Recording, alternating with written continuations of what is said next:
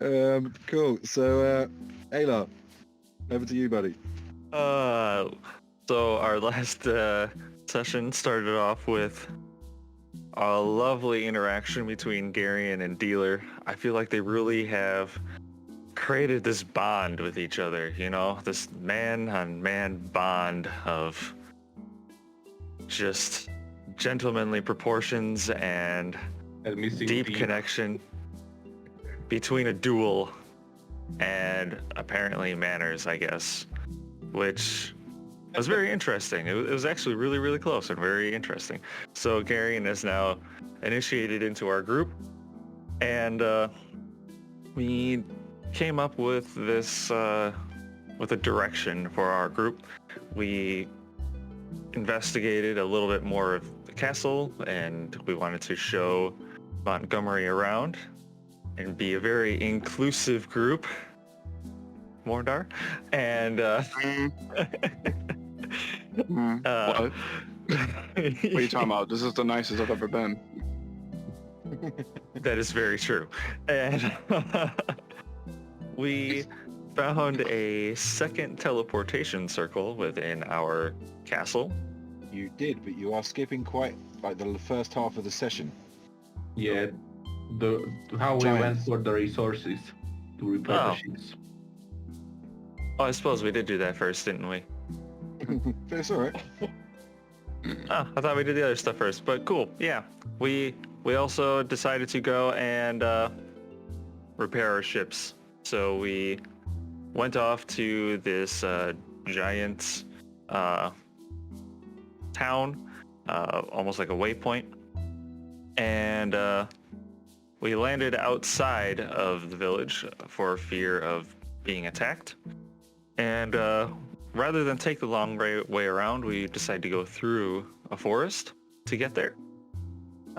We were very perceptive. We spotted a lot of traps and stuff, but we still ended up, hitting spores of these mushrooms and encountered these giants who we assumed were hunting.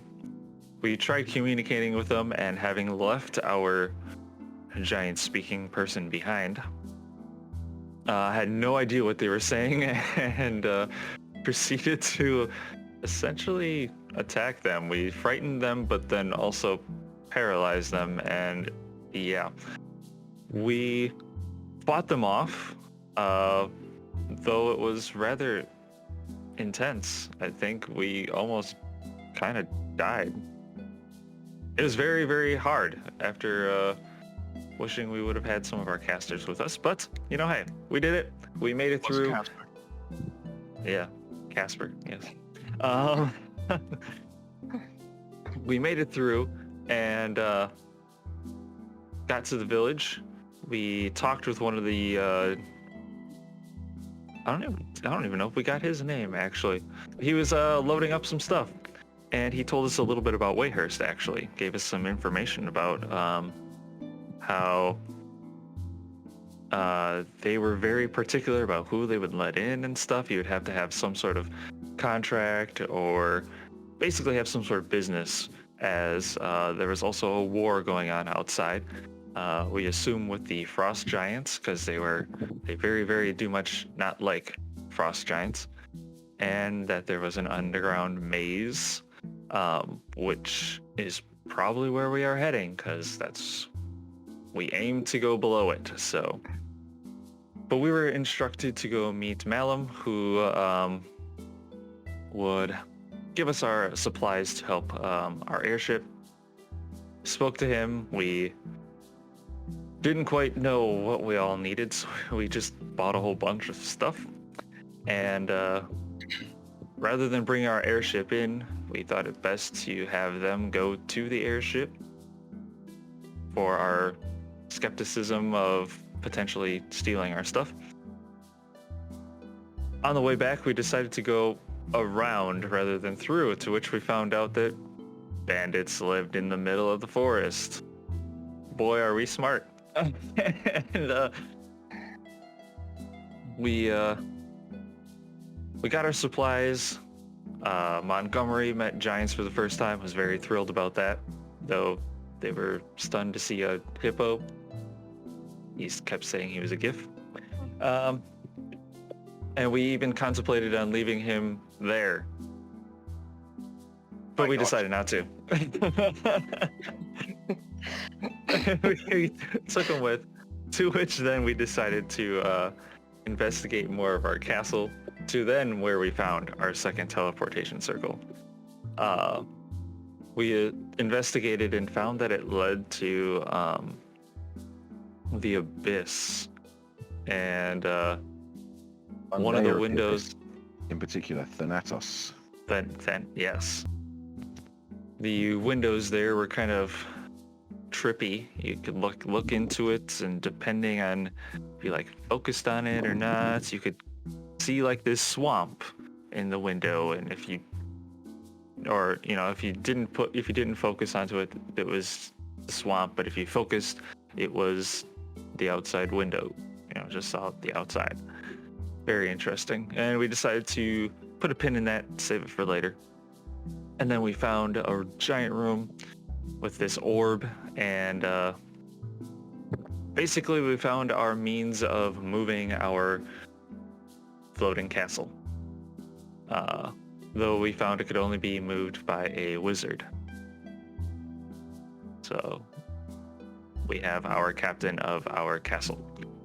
But anybody can draw on the map, if I remember that correctly, and tell it where to go. As long as so the map at likes least, you. yeah, and which the map does not like me, but that's okay. So we decided to head on over to Wayhurst.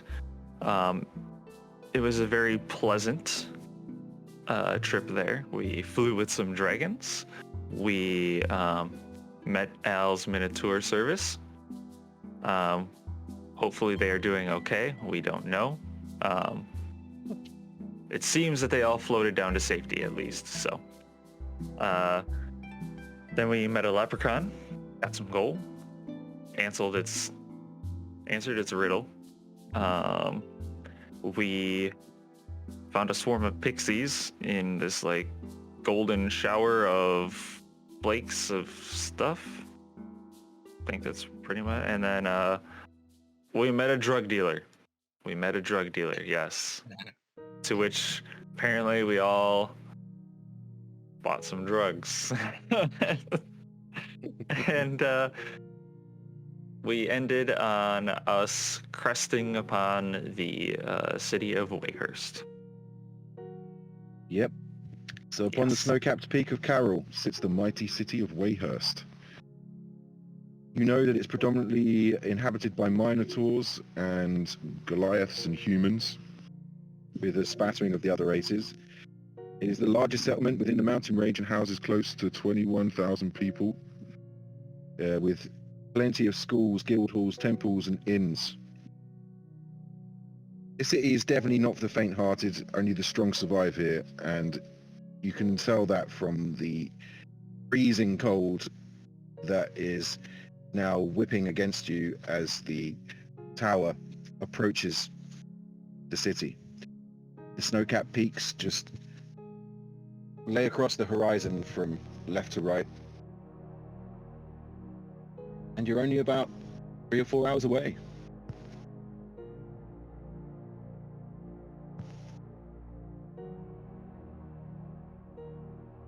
All right. Do we have to? Do we what? Oh, I thought we were starting. Yeah. Oh, Yeah. okay. Do we have to choose somewhere that has subterranean climate?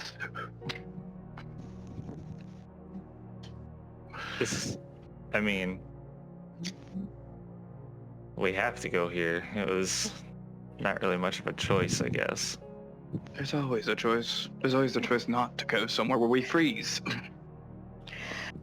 Especially when you don't know why you're even going there.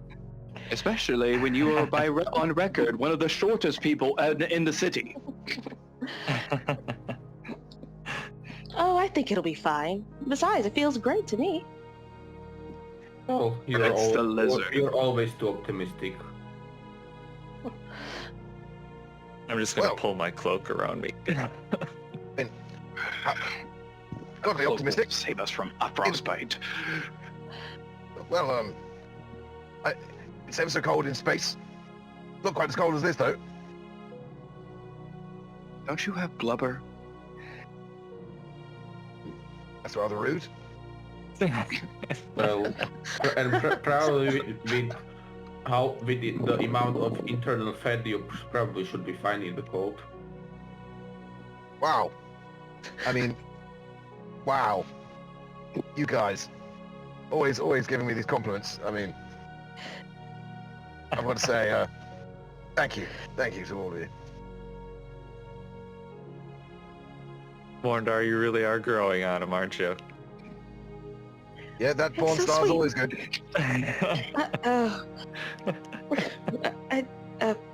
We're gonna be one big happy family before we realize it. Oh, I know, will right? poison all of you in your sleep. If it makes you feel any better, Morndar, we are gonna go underneath the city What? somehow. What's underneath the city? Well, from what we gathered, a maze, which does not. I mean, it sounds kind of fun. Not gonna lie, but Yes. Supposedly what we encountered during this time. Just a simple explanation of what are we doing here? so you know how we have this problem of like Emperor Khan like taking over everything, right? And Portside is kind of like the last remaining safe haven for everybody. Also, just one thing, you notice that when you mention Emperor Khan, Garen looks really angry. He probably doesn't really like him. That's good. That face right there. Keep that. That's good. So yeah, we are the last remaining safe haven. We were told to come here, and I'm gonna leave out the fact that, you know, it's a dream, but you know, we were told to come here and get this weapon of power underneath the city. So we're gonna have to go through this maze or something and get this power. Now keep in mind, we've also been told this weapon it's a sword from what I remember correctly. And it was correct me if I'm wrong, it's a blade of a demon prince. And with these artifacts, and I like gesture over to Ro wearing all of her stuff, this is supposed to help us, supposedly, as we were told by a dragon.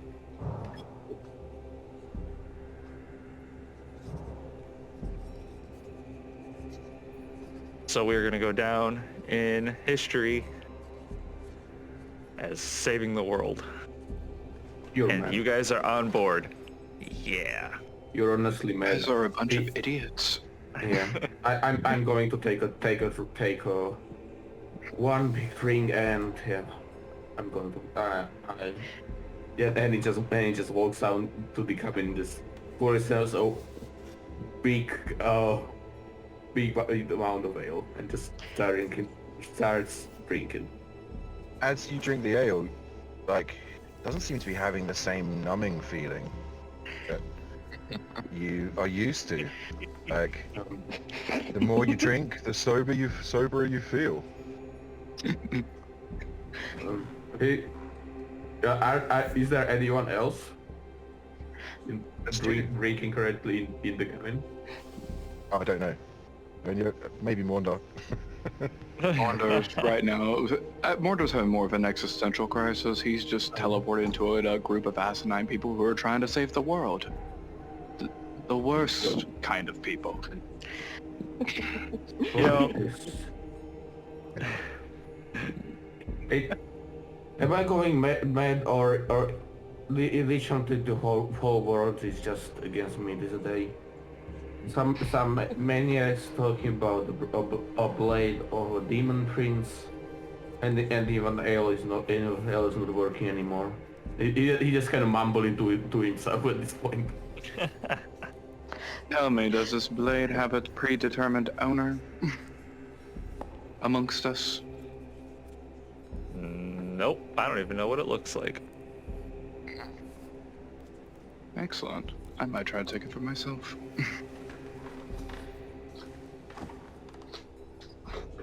I mean, Unless someone wants to object. You would, wouldn't you? And I'm gonna go over to Gary and just pat him on the back.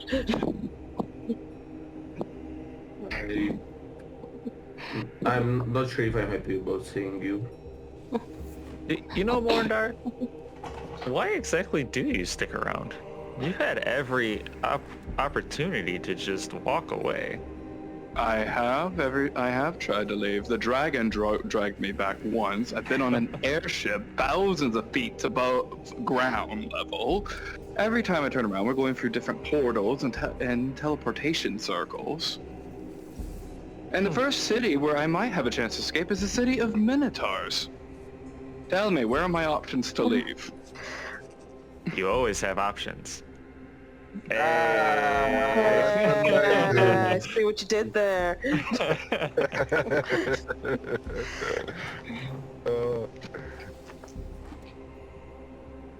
How'd you feel with them burns?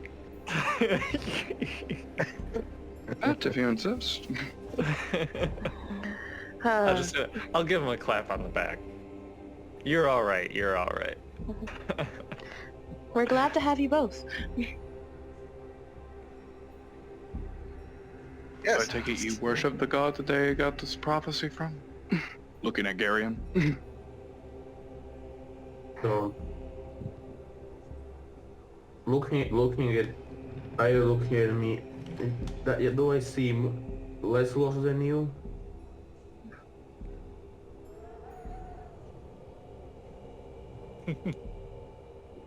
Well, both Marion and Polstart both look a little bit pissed off. But, Well, go ahead and ask Alar. He is worship of a god as well. So probably his one is the one with the prophecy. No. I don't really worship anyone in particular. I'm kind of just... I take care of the bad people. That's all I really do. Oh, a do-gooder. Yeah, kind of. You could maybe say that, but... And Ro, why are you wearing these artifacts? From what I remember, you were a circus performer? You could say that. Well, I was given the first one, and the rest kind of just flocked to me afterwards.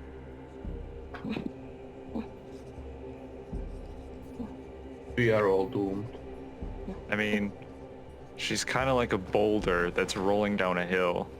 You just can't stop it, you know? It just plows into everything. That's Well, one way to put it. Just hope that you are correct and nothing can stop the boulder. Not very optimistic. I mean, it's knocked quite a few people down. I try my Based on best. that analogy, this is why I'm going to continue my vouch for this Demon Prince blade. Don't want to give one person all the power to be possessed. Especially if the power is talking to them. I'm just gonna point to my bow and be like, yeah, I'm more of this kind of weapon than anything. Oh, are all legendary artifacts with the door and spirits, so fulfilling. Well, shall we depart from this castle and take our airship in? Let's just by my thick cloak. Yes, let's get going. Also, Wasn't there some sort of a mention of need of a contract or some sort of approved entrance to the city? Are you just planning to fly down and poke your way into the city during the war times, then assuming there hasn't let anyone in?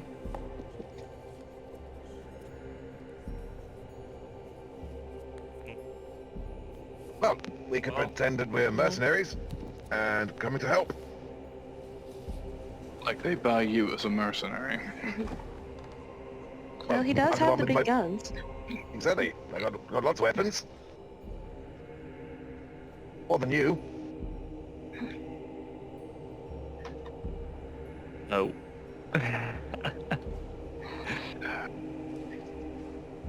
Fine, let's see what they think of the hippo. At the very least, it should be entertaining. Plan I'm a military man.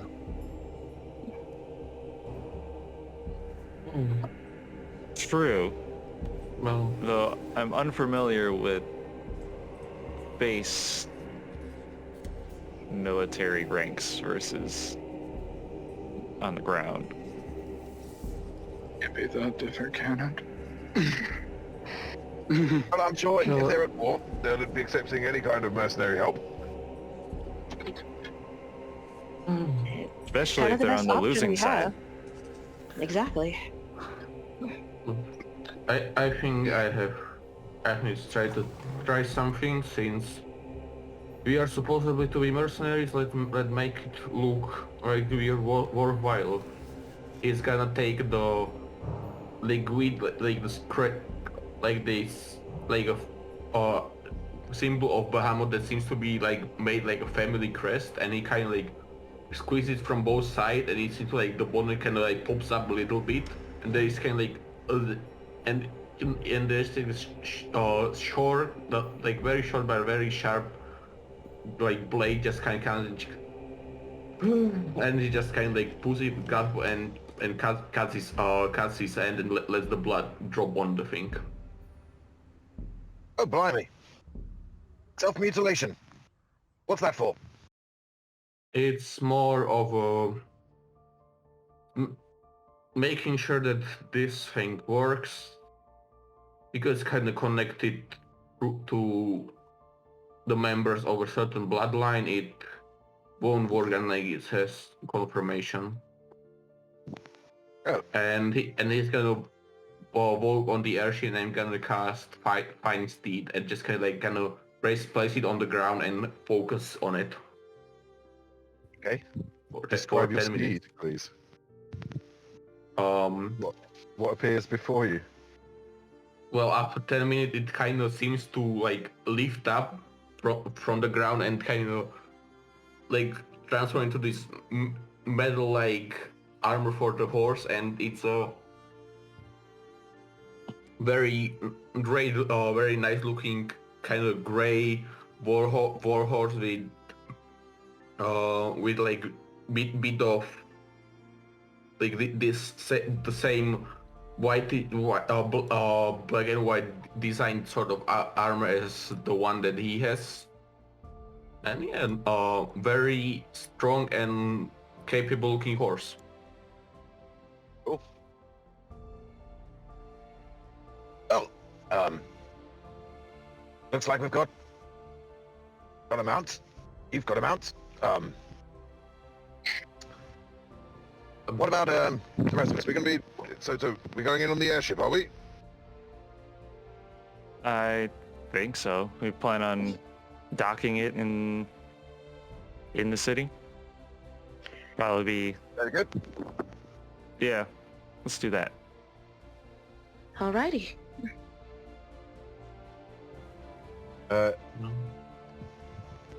Cyrus and Tense goes, hey guys, should I stay up here or what should I do?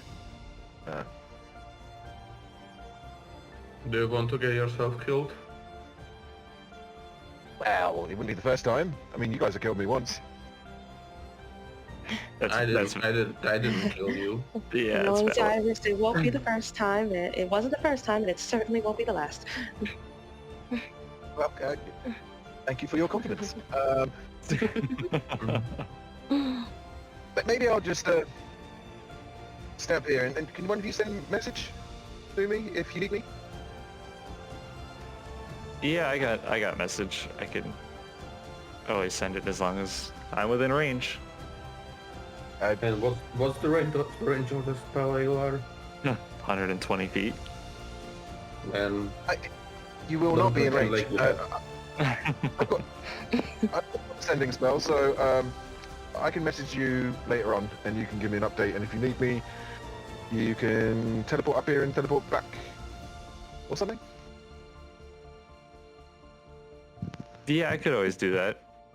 Sounds good. All right, cool.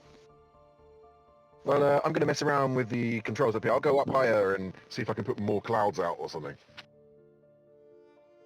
Thank you, Cyrus. Yes, do that. Cool. So as you approach the ship, Dealer sees you approaching, especially Garyon on his horse, and just goes, "Leader, not want horse shit on deck." It Already shouldn't. much animal poop. This horse doesn't eat or poop, so So it shouldn't. Best- We'll be fine. Best animal on board. We are getting quite a few animal companions. don't you regret it? The panther piss Oh, no. is rather pungent.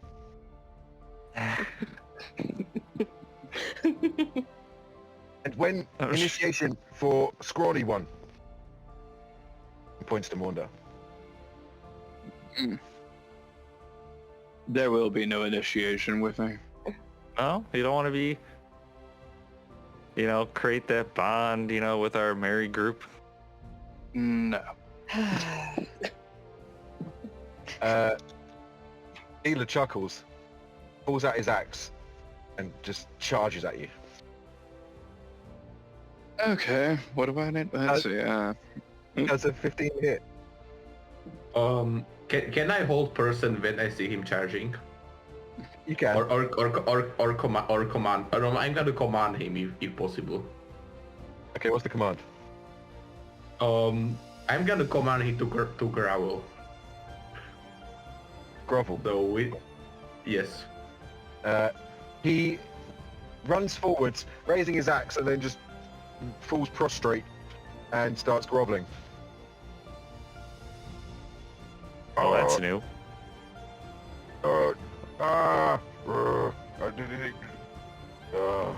And he kind of drops his axe and just kind of glares over towards Garyon and just like, "Fine, no fun. You can let me up now."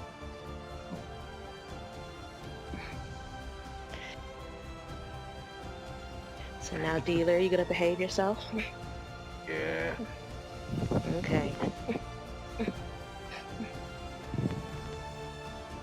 Initiation later. Yeah, there we go.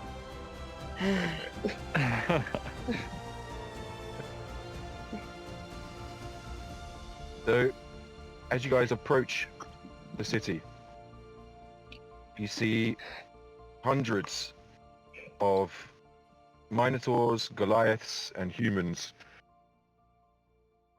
all around the outer walls. These walls are about 60 feet tall and about 30 feet thick.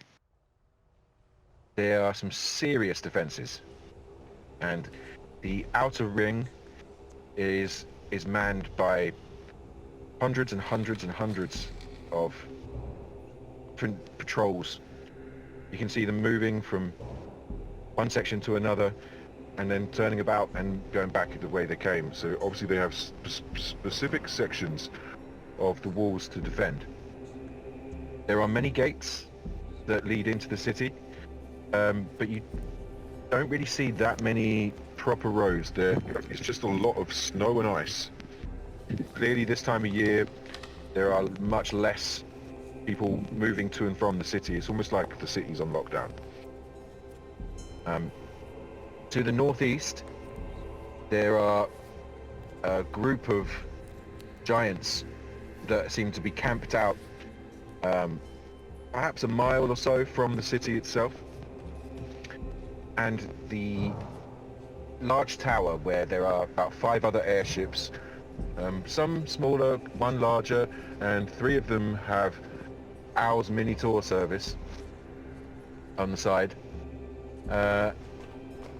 You soon park up and dock in one of the stations, and a very large Minotaur female in this golden plate armor with a long black cape steps forwards with a clipboard,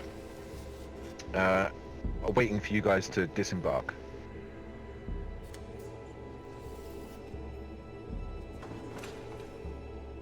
I'm gonna take a deep breath, and I'm gonna step off the ship as if I meant to be there. I'll step Cool. off with you. I guess I'll step off as well. I'm Sergeant Aelid Axbiter. I'm giving a month's voice, that's weird. Because I said sergeant. I suppose that all military sound like that. I'm Aelid Axbiter. I'm Sergeant here. What is it that your business here in Wayhurst? Oh, we're here to lend our help. Heard you guys are at war, and we are traveling mercenaries looking for a bit of work. And what's the name of your mercenary group? We are the Giant Mother Huggers. Like I was just gonna like give my very weird look to Ayla, like I didn't expect this. Mother Huggers, huh? Mother Huggers, Interesting. yes. Mother huggers. Are you part of any guild?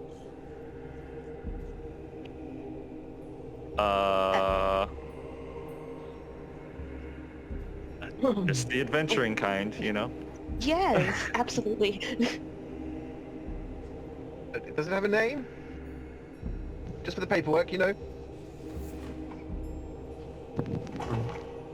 Oh, look, when it's gonna happen that then fully built out airship with enough mercenaries to apply you for the war is gonna just land into your city. It's probably not every day, so.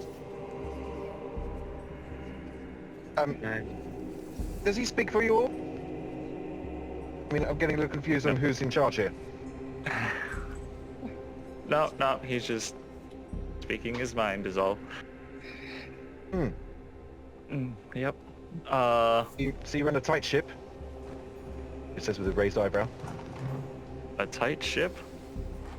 Nah, not so much of a tight ship, but you know, we get the jobs done regardless. Montgomery just face palms.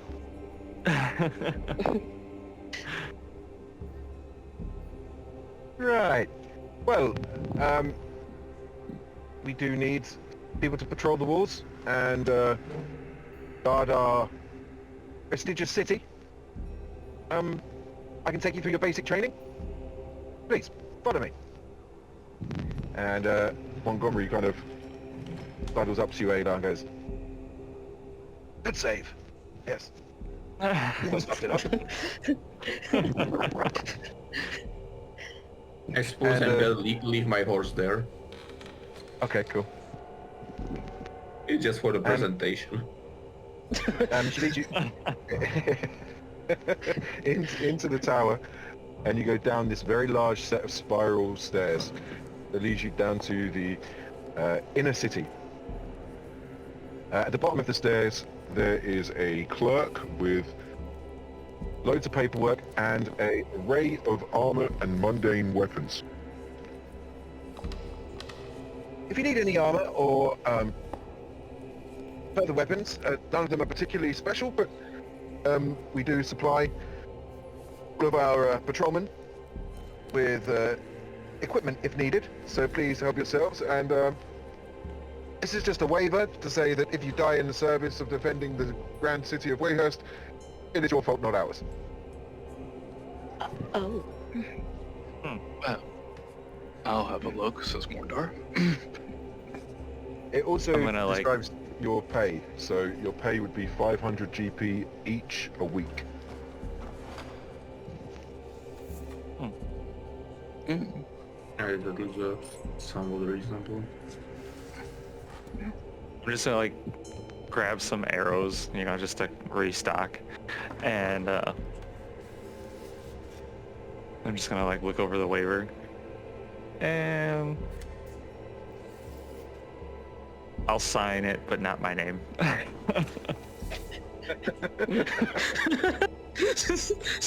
Okay. So, I suppose roll me a performance check, unless you have. Yes. And do you have proficiency with the forgery kit? Nope. Okay, so then if you're proficient in, so it would just be a straight charisma check, because if you're not proficient, then if you're not proficient, then you won't add your proficiency bonus. That's a 9. 9. It's 999. you go to sign it differently, and then you suddenly realise afterwards that you've actually written Alar. Damn it! It looks different to your normal signature, but yeah, it's still your name. I'll just claim it's not mine. Just wondering how binding this contract is. It's not particularly a contract. It's just, well, it kind of is. It's more Waiver. like a waiver and the fact that they will be paying you 500 gold pieces a week to help defend the city.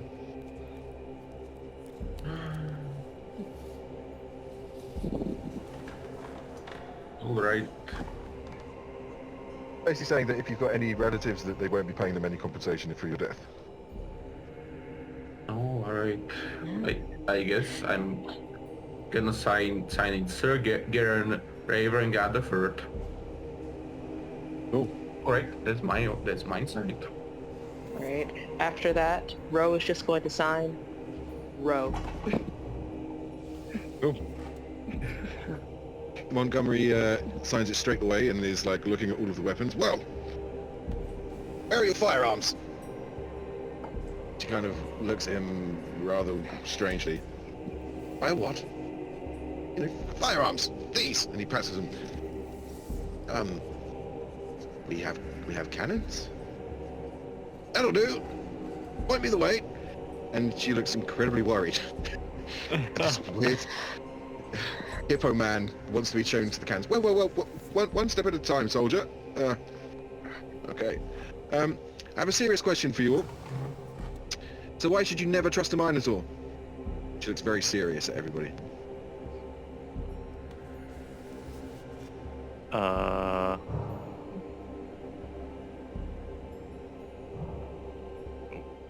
Why? Because half of what they say is bull. I get it. Oh, Oh, Got ya.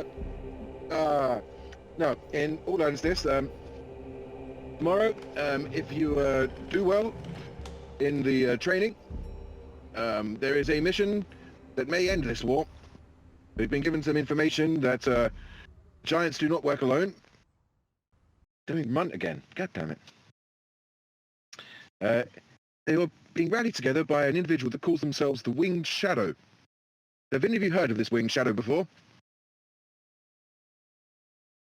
Winged Can't Shadow? say that I have.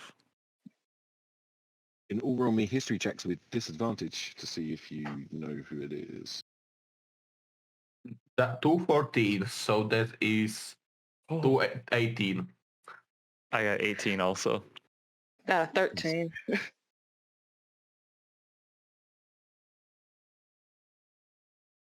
Okay, Monda. 13. Okay. So, both Garyon and Alar, the name rings a bell. but you're not too sure why exactly. Like, the winged shadow is a myth in many cultures about an invisible dragon that just leaves a shadow over the land, and whenever the winged shadow appears, it's meant to bring doom to anyone that's seen it. But as an actual entity, no idea.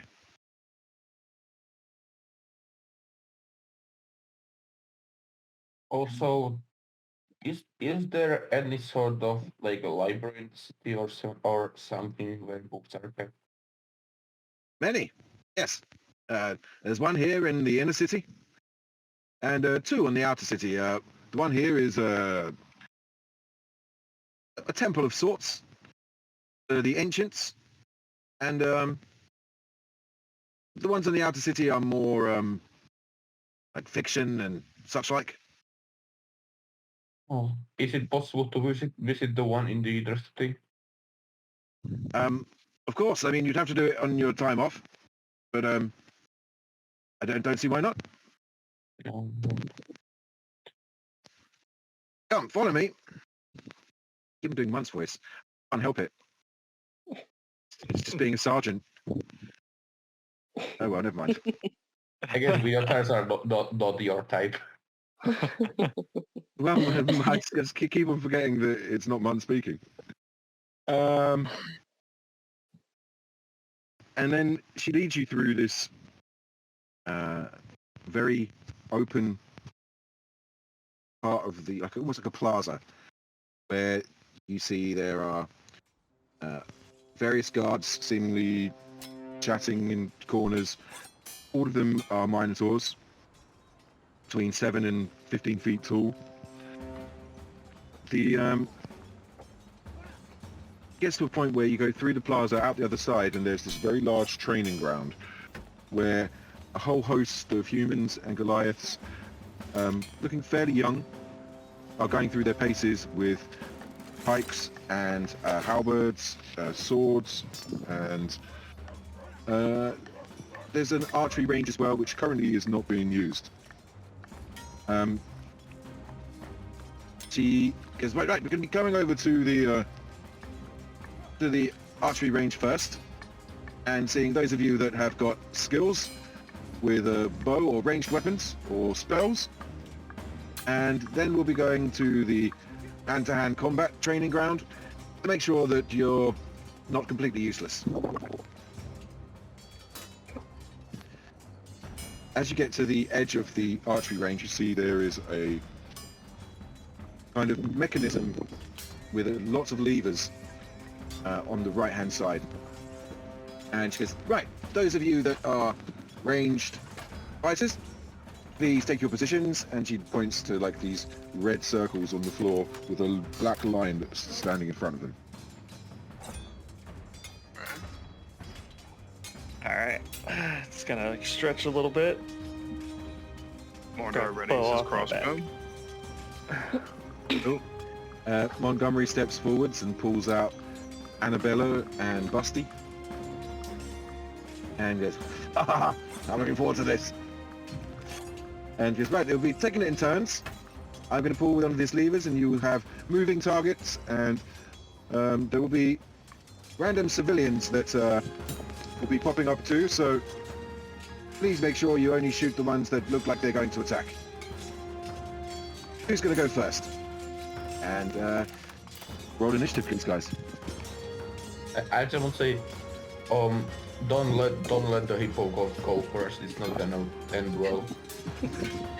Please don't shoot the 21. civilians. I make no promises.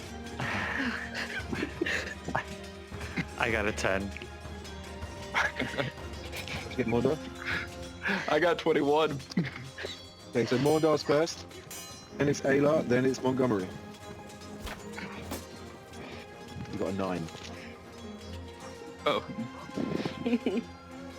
So she pulls the lever, and you see, first of all, this kind of scenery pop up and there's like some trees and buildings, and then she pulls another button and goes, go! You've got 30 seconds, so you've got 5 rounds to take out as many as possible. All right. You see, first of all, a group of a family, 2 Minotaurs and a slightly smaller Minotaur walking across the scenery, and then a giant comes running up, moving towards the family. Okay. Rolls to hit the giant. Oh, that's not good. Oh no. Right off the bat. It was a natural 1 with my +6. No. You should have okay. seen right between the eyes. Yes, that is exactly what you do. And she just goes, I oh hear dear. You shot the kid. Why did you shoot the kid? I said shoot the enemies, not the residents. I suppose it was a harder target to hit.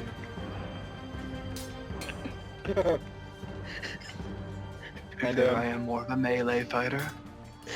the giant reaches the family and swings down to smash them on the head. Only another attack. Yeah, let's try that again. We're still aiming at the giant. Oh, that's better. 15 to hit. It hits the giant in the chest, and the giant disappears. Then a group of marauding orcs come charging towards you. There's 4 of them. 2 of them in the lead, and 2 others with bows at the back. Which ones do you go for? I'm gonna aim for the ones with the ones with the ranged weapons. Oh, 21 to hit. that is. Roll damage. Let's see. 7. It disappears. And one of them takes a shot. And it flies over the top of his comrades and lands just before you. And then the other 2 run another 30 feet, so they're now 30 feet away. You got another shot. Alright. Roll to hit the other range. Oh. I rolled another 7. That's another natural 1.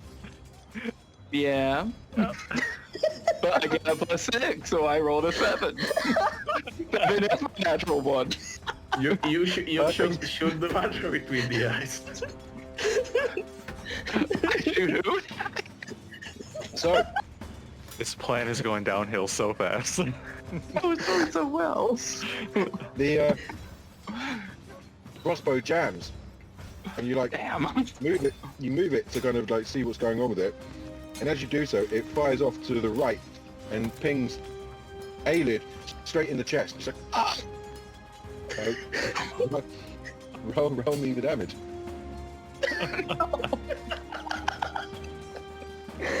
No, 8!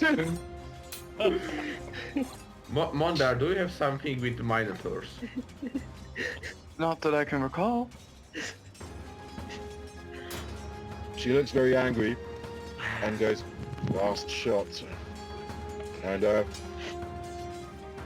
there's the other 2 orcs that are running straight towards you, which they get up within melee range and go to make their attacks against you. Okay, So they'll be, if you're shooting them with the crossbow, unless you have crossbow expert, you'll be disadvantaged. I actually think I do. 1 second.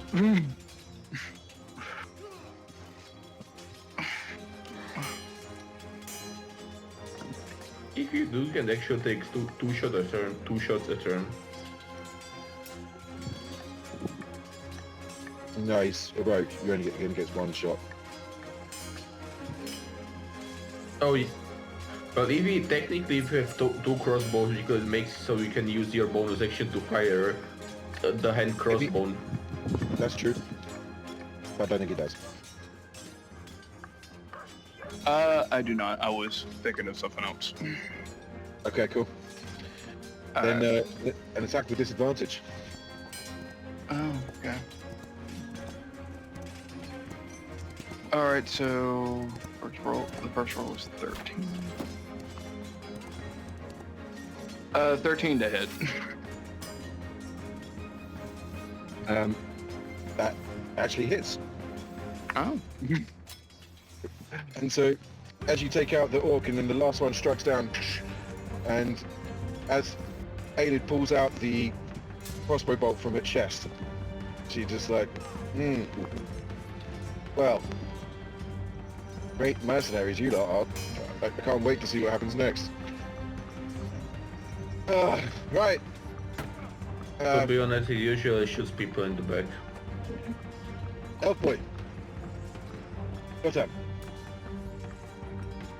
And she resets the entirety of the thing, pulls the levers again, and you see like the buildings appear this time, much more urban this time. And you see, first of all, this thing pop up from in a window. What's your passive perception?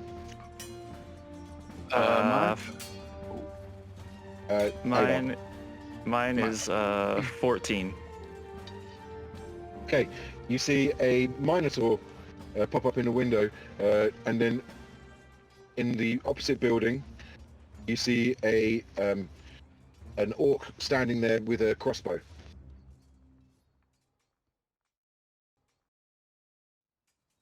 So I'm gonna aim at the orc with the crossbow.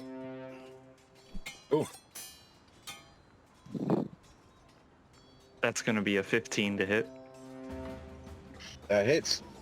No damage. Yeah. 6 points of damage. The orc goes down, and as you shoot the orc, you see this this giant start running towards you. Yeah, I'm gonna shoot that thing. Cool. 13 to hit. That hits. And that's gonna be 10 points of damage. Okay, the image of the giant just disappears. And then you see he pulls another lever, and there is two groups of Minotaurs, like they're going about a market shopping. And suddenly, three giants, ice giants, start marauding towards them. They're about 90 feet away from you, and they are carrying these large axes and running straight towards the Minotaur families. Okay, so I have a question. Mm-hmm. How clustered are the giants? Are they within like... They're within 5 feet of each other. Okay. How far are they from the families or the groups of Minotaurs? They're currently 30 feet away from the Minotaur families.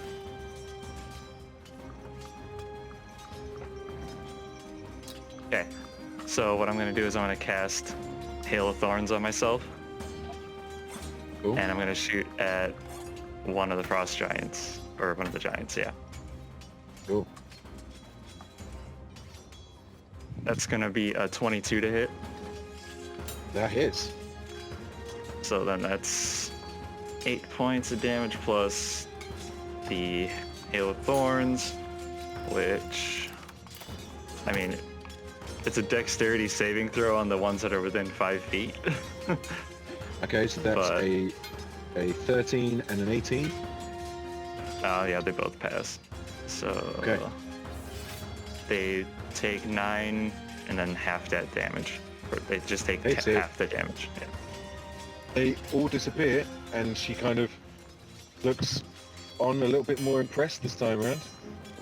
And the scene changes. She kind of changes it up, and this time it's like you're in a temple, and suddenly a incredibly much larger giant smashes through the side of the temple and goes to reach for a group of pious minotaurs that are praying. Yeah, I'm gonna hit the obvious one here, not the minotaurs, but yeah. Let's see what happens. Yes, it's a natural 1.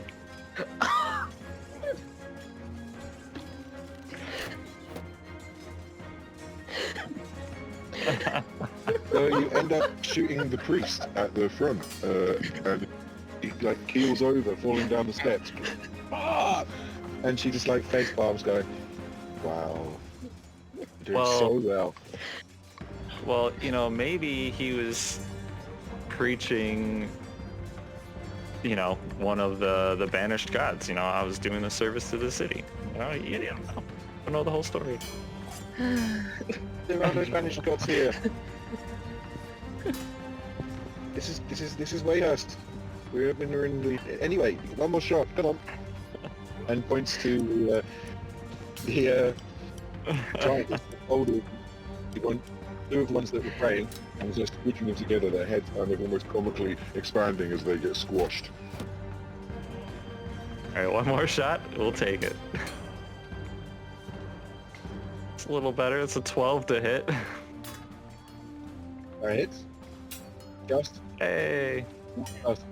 And that's 7 points of damage. The giant drops the pious minotaurs, and the scene fades away. And she goes, "Well, you did do better than the other guy, I suppose. Not the worst performance I've seen." And she just stares at Morndar. Right then, Hippo Man, let's see what you got. I'm a GIF. It's But anyway, yes, no worries. And he kind of puts Busty away and pulls out Pamela Henderson and kisses it, and then just kind of swings his 2 pistols round and like ready to shoot. And there are a group of 3 giants and 2 ogres running towards him from far away, and he will make his first 2 shots with Annabella. Natural 1. Did we make it 4? Can we make it 4? Yeah. So 28 on the first one, which hits and knocks one of the ogres down. Natural 1, which looks to roll on the fire table. Oh, the gun cracks and is broken, and does X amount of damage to himself. Okay, so he's to 6 points of damage to himself. Then he just throws Annabella onto the floor and pulls out. Has he got another pistol? Yeah, he's going to put out Busty. He then first of all shoots with Pamela Henderson, which is a 23 to hit. Another one, the other ogre goes down. He will then action surge and shoot with Busty. That's an 18 to hit. I'm adding it up wrong. 15 to hit. And that just hits. And then with Pamela again, that is a 29. And Pamela one more time. That's a 23. No, 26. And then he takes them all out in one round. Even with the Annabella being broken, and he kind of ignores the praise of Aelid when she's like, "Oh, you actually did really well. Like you took them all out in the first round. You took a lot of shots. I mean, it's quite impressive. You guys should learn a thing or 2 from this guy." And then Montgomery's just holding Annabella in his hands, going, "No, no, I've got to spend time to fix you," and like kissing the broken gun. "Don't worry, baby. I'll fix you." Okay, Yes. moving on. Learn a thing or two, yes. Sorry. Hand to hand, is it now? And it is, yes, this way. And leads you to the far end of the grounds where the others are training. And you see a group of, like, dummies that are just standing there, and there's, like, these weird kind of grooves in the floor where they look like the bases will move around. And, so all of you that are wanting to go hand to hand, please show me what you got on this group here, and we'll roll and carry on. Please roll me initiative.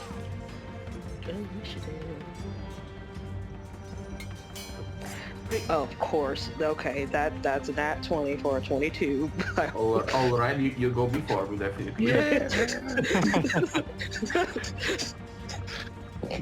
Okay. Okay. First step, guns up.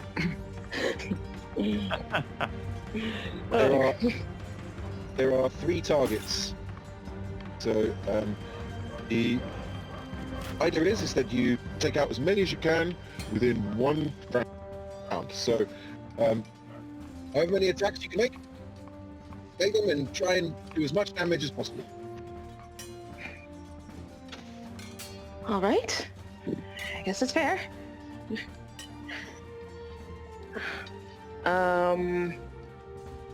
So I guess I will... Well, question.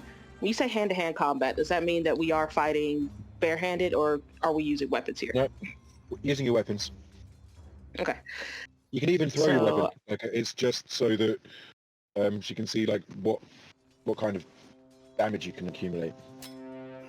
All right. Well, I will charge at the one that's closest to me and swing with my hammer.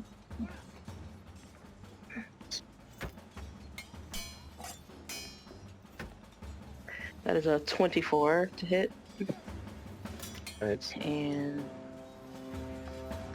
23 damage.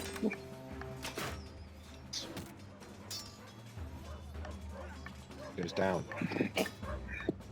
And then for my goodness, for my second attack, I'll throw the hammer at a one that's further away. Cool. There's the 2 that are slightly further back are like about 10 feet apart. Okay. That is a 13 to hit on one of those 2, That hits. and 16 damage. And I know technically it's supposed to, the other one's supposed to make a saving throw, but I'm not sure how that would work. I guess it the target that we can get stunned. It could just get stunned, yeah. It automatically fails. So, So Congratulations, you stunned a target, Gabby. I did. and he goes, wow, that's rather impressive. That weapon is rather good. So, top marks. Come on then, Thank Yumi. you. You're up next. Alright, so he's gonna charge again the closest one to him and just gonna try to impale it with the pointy tip. Oh. And that is 25. And the damage is... That is 7 damage. Okay, still standing. Yeah. Then it's just gonna like pull it down and like they kind of turn it in the head and use the blunt and kind of hit it in the head. Nope. That is 26 hit with 13 damage. It goes down. And I guess just for a good measure, it's just gonna like run just gonna like take the other side, the one that there is no blade on, and it's just gonna like kind of stab the other dummy with it. For that is gonna be 25 again. I'm rolling pretty well today. And that is it's actually for this D4. That is 5 points of bludgeoning damage. Nice. Your melee fighters seem to be up to scratch. You might certainly need some training with that crossbow. It's you're probably more of a danger to your friends What I than could you are do with to a us. blade? Oh, by all means. By all means. She resets all of the dummies again. Oh, Oops, ignore that. So what's in front of me? 3 dummies. 1 5 feet away, or about 10 feet away, and 2 that are 15 feet behind that. Alright, I will make I'll charge the one closest. See, that was a 22 to hit.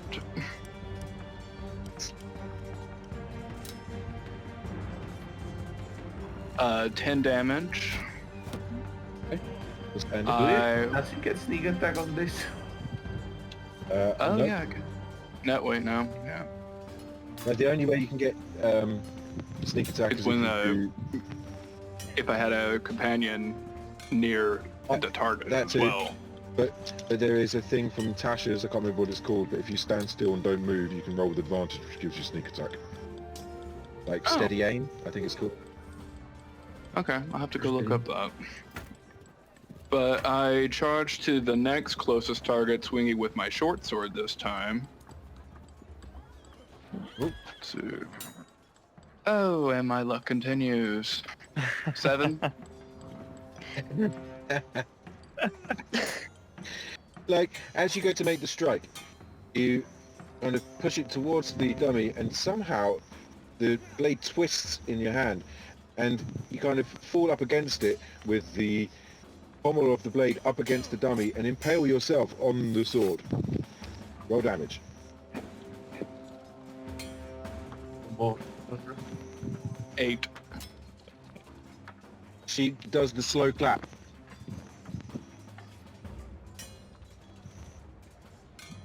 Top marks. Yep, really good at injuring yourself and your friends. Why'd you let him have weapons? as I said, he's a backstabber. I mean, great, but I mean, don't want him to stab you guys. I mean, anyway, more training for you, sir. But I mean, if you're with these guys, I suppose they can keep you in check as long as you don't kill any of the other residents of the city. Please don't shoot any children.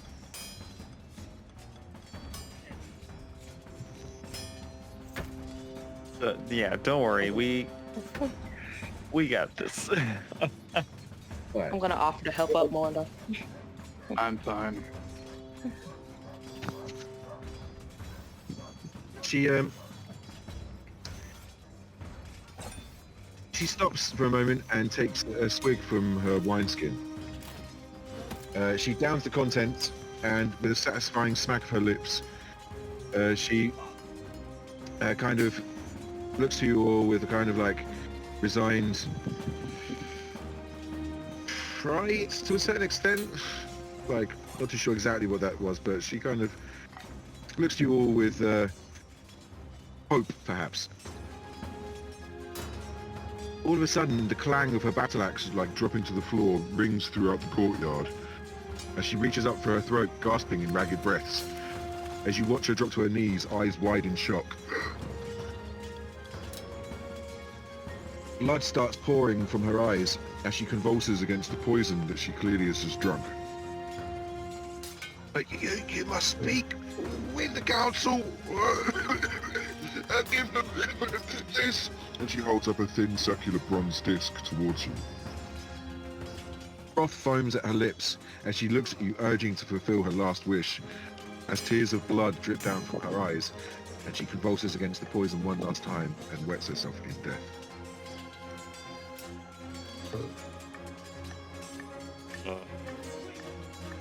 I'll take the disc from her that she was offering to us, and grab the... What did she drink from? Was it like her flask or something, or Yeah, her wineskin? exactly it. Yeah.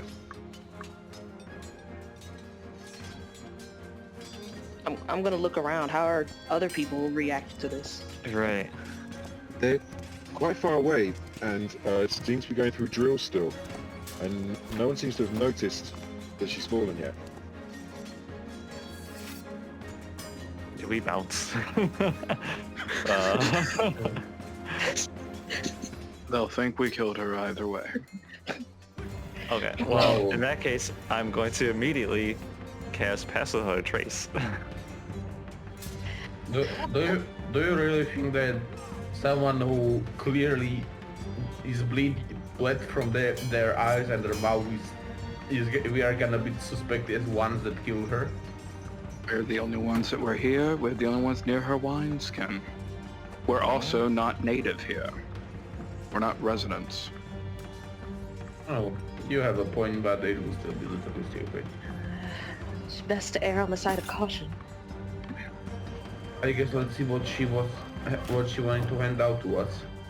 Unless you can remember anyone else that was near her during our time. They're Well, going to suspect us immediately. We were in the armory before. Well, I'd say we get out of here and maybe do what she needs us to do and get on with what we're doing. I guess. But yeah, so I definitely cast Pass Without a Trace on us. I see you guys going.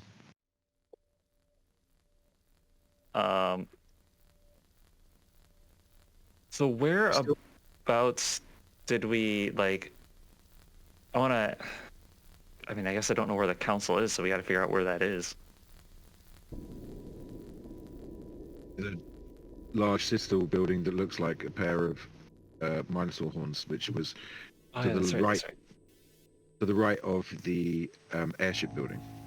So the courtyard, the plaza that you went through, was pretty much all of the most important buildings of the city, including the airship building, in that central plaza, or entrances to them anyway. You know what I think? I think I'm actually gonna stay there. Okay. Are you certain? Well, if we run away, they're gonna think that we killed her. If We're going to think we we killed her regardless. well, if I stay here, at least you will have time to discuss it with the rest. Assuming that you bring whatever that she gave us. If we just run away. Is there anything on the disc, or is it just a plain bronze It's a bronze disc? disc with the face of a Minotaur on one side, and the opposite side an S. And as you guys are talking, you see Montgomery walking towards the training, the other guards training, going, excuse me, we have a slight issue over here. There seems to be a dead woman. It's gonna like Someone slink here is into a the black shadows. brain. I suppose you should run before your idea fails. I mean, if you want here, I'll hand the disc over to you, and I'm just gonna slink in the shadows in case the worst happens. Already, you insist. A very large Minotaur steps forwards and kind of speaks in slightly quieter tones with Munt before looking to the rest of you and start making his way over, looking at the body of Aelid on the floor. He goes, hello, so what happened here exactly? You were going through your training, your friend said, and then she drank from the wineskin and collapsed dead. Is that right? Yes, That's exactly what happened. supposedly we should make sure that is there someone who can see what was in that wine? I'm sure there is, yeah, don't worry about it. I'll get that sorted. And he picks up the wineskin. I will take it to my superiors after I finish with this lot. Not that surprised, she was a very important lady. I'm just gonna quickly inside check this guy. What are you trying Oh, to that determine? is. That is. I'm just. What is with my rolls today? That is a natural 19. With nothing, so just 19. What are you trying to determine from him? If he looks kind of fishy and if he's really going to report this. He seems pretty genuine. Alright. He's a lower ranked officer, it would seem, compared to her. And he was genuinely saying that she was an important lady that was leading squads against the frost giants, so it's quite likely that he'd been poisoned by the enemy. In his, like, that's what his assumption is. Alright, just in case there is gonna be like some fishy, he's gonna go and frame us, you know. Just making sure. Doesn't appear that way. I suppose we should. Do you have like a temple or something where we should take the body? I'm worried about that. We have our own customs. Me and the boys will sort her out. And he kind of reaches down, throws her over his shoulder, and starts walking towards the other Minotaurs and humans. So, Did he take the disc? You guys didn't offer him the disc? Okay, cool.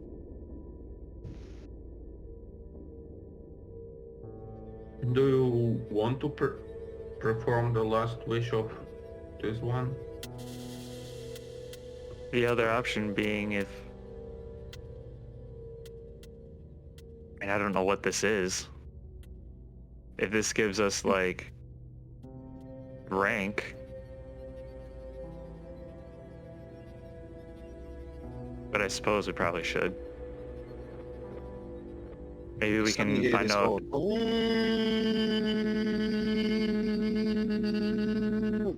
And as you look towards to the north, these giant rocks and boulders come flying over the end of the walls, smashing on buildings the other side of the inner wall.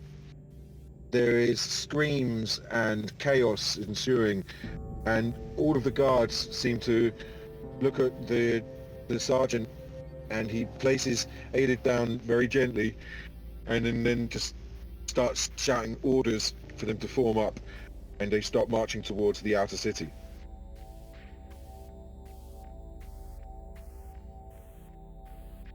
I just glare at AOR. Like, what the heck have you brought us to? I mean, we can sneak away.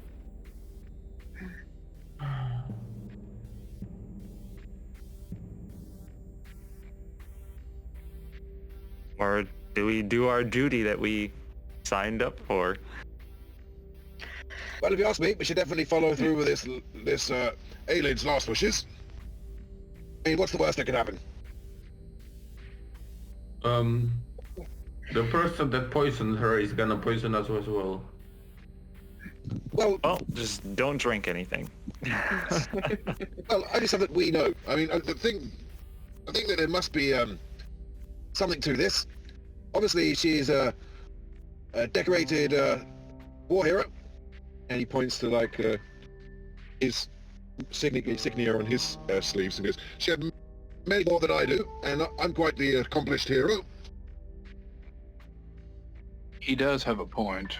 She was a high-ranking soldier, and she was poisoned without without a shadow of doubt. It's someone so whoever did it was someone she knew.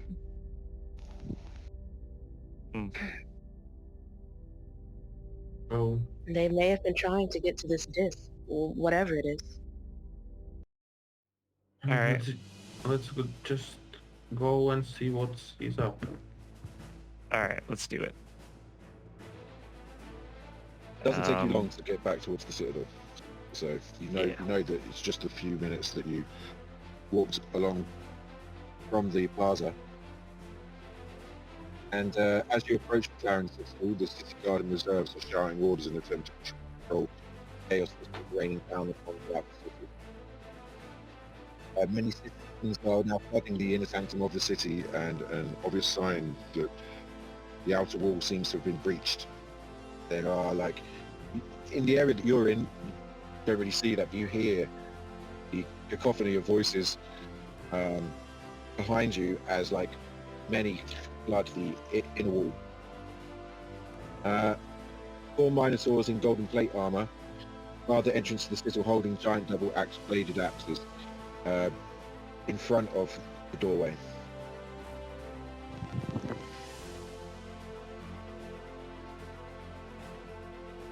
So, what do you all want? This is the Citadel of Horns. Only the most accomplished soldiers are allowed in here to speak to the council. Unfortunately, one of your most accomplished soldiers just met an unfortunate end, and that's why we're here. we were Right. told to come here by our higher ranking superior.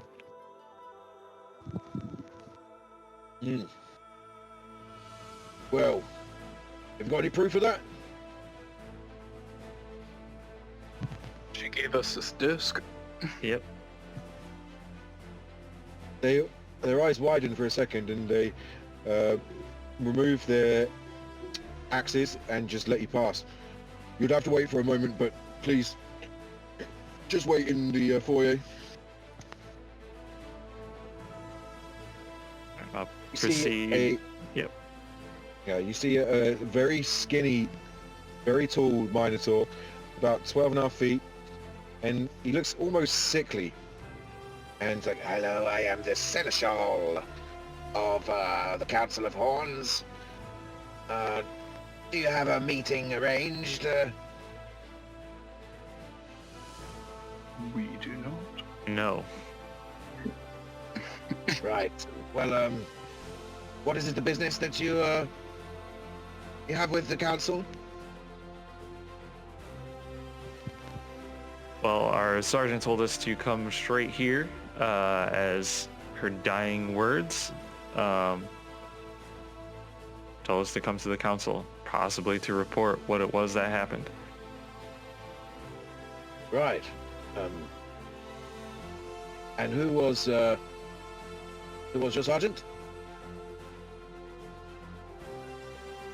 Kind of like asked for the disc and to show him the disc. Shows the disc. Oh, idiot. Oh, that is... Those bastard frost giants. Very well. 1 minute, please. And he kind of shuffles off, almost like he's floating. Like his outfit trailing along the floor behind him. And within a few moments, he comes back and says, the council will see you straight away. Please enter. And he knocks on the door 3 times, and you see these large double doors open up, and this huge amphitheater full of statues depicting gods and great warriors from the city's history that glisten from the light that seeps through the plethora of stained glass windows.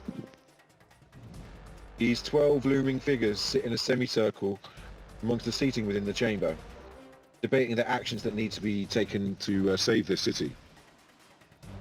All of them except one are Minotaurs, and the one that is not is a very large albino Goliath, but has no tattoos on him. If you guys would like to eavesdrop on what they are talking about, roll me a stealth check to see if you can listen in. Oh, I totally will. Oh yeah, I will too. Did you cast the Pass Without a Trace? Yep. I did a while back. It lasts for an hour, so... So Yep. yeah, you should still have it. So we should have advantage then, 19 on right? stealth check. No, you had plus No, 10. plus 10. Oh, plus 10. Okay. Well, then if that's an 18 for me. Wait, 25 so we for get me. we get plus 10 to our roll. Yeah. Yes. So, 29 for me then. Cool. What'd you get, Ayla? 25. Okay. So Mordor and Ayla, you definitely hear them talking about the varying tactics to secure the city, including evacuation, sending word to a dragon that lives on the adjacent mountain to assist, enlisting all citizens to stand and fight, and entering the catacombs and obtaining the Mage Slayer axe from the tomb of Cathandar.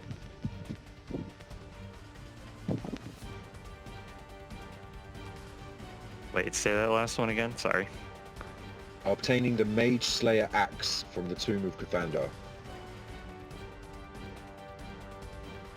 Thank you. And then one of them suddenly notices and says to you, "Who dares disturb the council at such an auspicious moment? Declare your names and purpose here."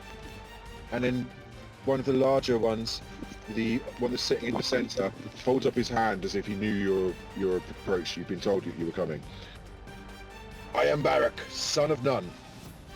I am the torchbearer for the Council of Horns. We are living in troubled times and need to turn the tide of this war. Too many of the citizens have perished under the onslaught of the giants' machines. One of my spies infiltrated the ranks of the enemy and heard them speaking of the Winged Shadow. Do you know whom they speak of?"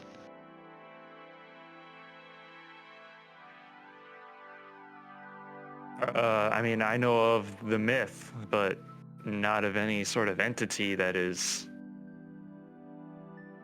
Yeah, I've never seen it. I've just heard of the myth. Very well. This is of little use anyway, unless we can destroy the hold this Winged Shadow has upon the giants. There's an ancient black dragon that lives upon the mountain north of here that must come to our aid if we are to fend off the frost giants. I'm hoping that you have the bronze disc upon you. Is that correct? Yes. Yes. Aelid was going to take you guys, or at least a group. I don't know if it was you and she intended, but to take an offering to this dragon to appease him. There is a treasure room within the catacombs that holds many coffers of gems, platinum, and many artifacts of great power. I believe that these artifacts may be what our enemy seeks. Please retrieve them and make your way to the dragon's lair and beg him for his aid. He may even have information regarding this individual and his minions.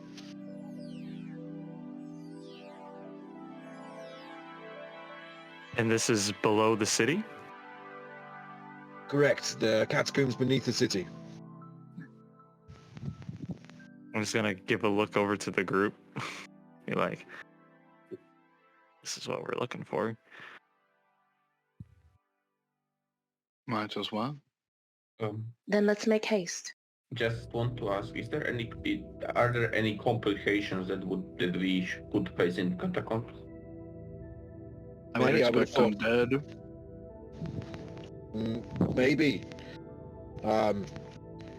It is essentially a pyramid that is a labyrinth, built to protect the most precious of things. Now, us Minotaurs have a knack for finding our way around such puzzles. But if Aelid had faith in you to give her that brass coin to you, then you have our blessing. There are 2 entrances into the catacombs that we are aware of. And I'm just going to pull up the map so I know exactly what to tell you.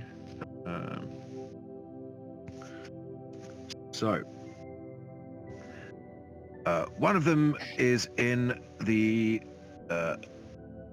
Rogues Village. And I'm just going to pull up the Rogues Village thing, scroll down. Okay. Okay. Village. There is an entrance within the beer cellar of the Golden Chariot, a neglected inn, which is pretty much deserted nowadays. I mean, apparently people still live there, but I don't think it's been used as an inn for some time. There is also a very odd within the other one is beneath a what do you call it, shrine to one of our most common gods here. And let me just find it.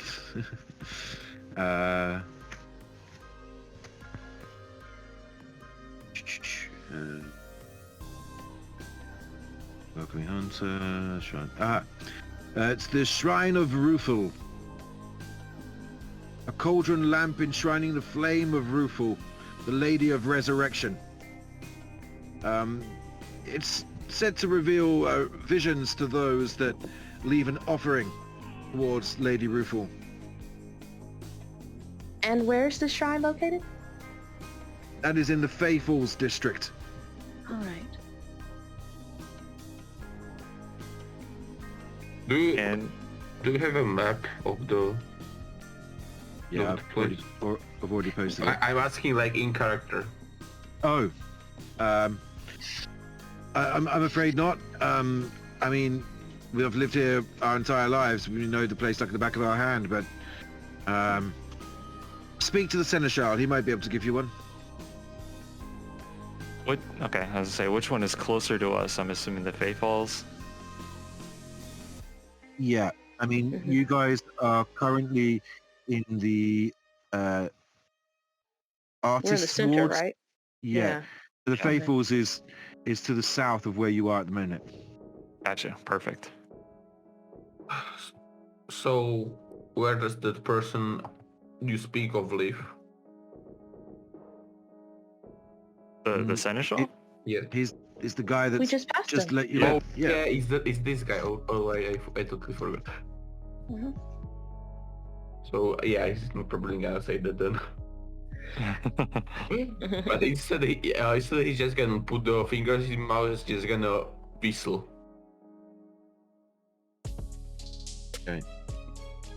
Suddenly, darkness saturates the whole interior of the citadel, as 12 soft thuds permeate through the eternal shadow. Whispers of movement float in and out of the periphery as we turn to establish what lurks in the darkness. Soft light from the spectral window above the torchbearer's seat appears from within the obscurity. Cloaked figure, silhouetted stark relief as delighted laughter echoes around the chamber. As the rest of the citadel clears, broken corpses litter the pews within the amphitheatre. Black corrupted veins bulge from beneath their skin, with a single crossbow bolt in each of their necks. 12 more men step from the shadows on the second floor balconies, all aiming their repeater crossbows at you from above. This corrupt council has failed to protect its citizens or even each other. I now know the items I seek lay beneath this shithole of a city, and once I have the Book of Wrath, no one in Elderon will have the power to defeat me, not even a dragon. As he stares at you intently through this creepy mask upon his face, he pulls one of Barak's horns towards him, slicing it off in one strike. Black Icarus blood seeping from the dead Minotaur's body as the stranger makes his way down the steps before you. It seems the race is on, but who will be the first to the tomb of Cathander? With a click of his fingers, all 13 of the assailants apparate, vanishing into thin air as quickly as they had arrived. Well, shit. Garrett at this point, like, is just frozen, like, in the fingers to his head. They kind of thinking, did I somehow do that? Like, what? He's just so frozen in shock. Well, Is this enough excitement for you, Morndar? It's much more entertaining than being in the ship with the orcs. Suppose we Well, don't really have much time to lose. I guess not. Let's But why get is looking it for every this. time a city has a crisis is when a group of adventurers appear? I don't know, it Yes. seems like some sort of a god above this place would somehow make it that adventurers always appear in the place where they are most needed. Strange, isn't it? Mm. Just strange timing. Almost intentional timing. It's weird. Off we go. Just- So, are you guys leaving from the way that you entered? Or are you looking If for we other exit? can. Yes. I guess. Try to, I guess. I don't know, is there a brick wall there now? Well, yeah, never mind. Confusion. Greets you, looking over your shoulder with his mouth, jaw dropped, and just goes, guards! And the 4 guards walk in. And Sensual looks down at you and goes, looks at you all in amazement and fear, then looks at the bodies and their black veins and the crossbow bolts, looks at all of your hips and just sees one crossbow. Just like, see him trying to piece it together whether you did this or not. And kind of The just Witch sighs and just Shadow. goes, what? You saw him? Yeah, I did. And we are in a race against it. We need to get down into the catacombs. It appeared when I whistled for some reason. He pulls a piece of parchment from his inner pocket and looks to you all with this kind of resigned, shit, maybe I'm in charge now kind of look, and just hands a map of the city to you. I assumed you would need this, but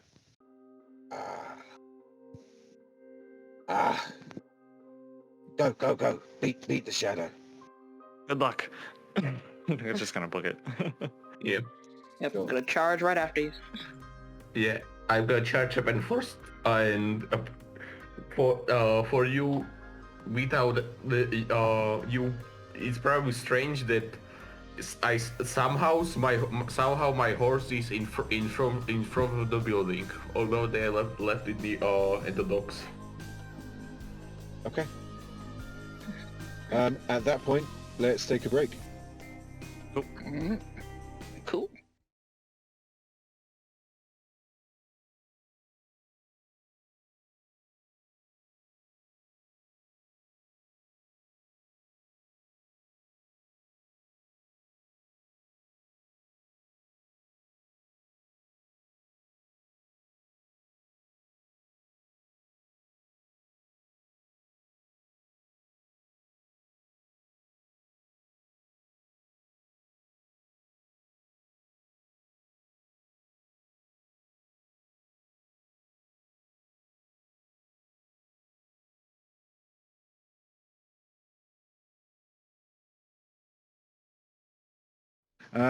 Sweet. So you guys find yourselves outside of the Citadel within the plaza with screams and shouts from many of the citizens that come running in injured, crying over loved ones that have been killed. You know that you are heading away from the destruction. You need to head south instead of north. North is where you still see these huge lumps of rock, like almost sizes of like a house, being launched over the wall. Some aflame, others just smashing their way through varying different parts of the northern outer city. As we are traveling, I want to kind of like glance at the map. Does the map have the specifics as to where this shrine of Ruthul is? Or is It does not. Okay, No. so it's about what we have. Okay. Yeah. Go on. Oh, let's say I remember it was a cauldron lamp. So as we're kind of traveling that way, I'm gonna be like on the lookout for this like cauldron lamp, or what I would assume would be a cauldron lamp. Cool. Everyone's going to be looking out for it, I assume. So, all of you guys roll me a perception check. Also, I'm gonna shout to Aylar, isn't it time to pull out your flying carpet? We are kinda in the hurry. All right, it's my turn. Natural 20. What is with my rolls today? I rolled on the 18 and higher today. And so you got a natural 20, I got a natural 1, which rolled down to a natural 0. Yeah. Oh yeah. Amazing. Mine was a 7. Okay. And Maunda? Oh, he's not back.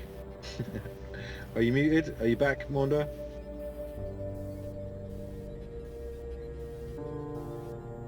I feel a bit bad for starting now. Oh, I thought I saw it unmute, but Yeah, me too.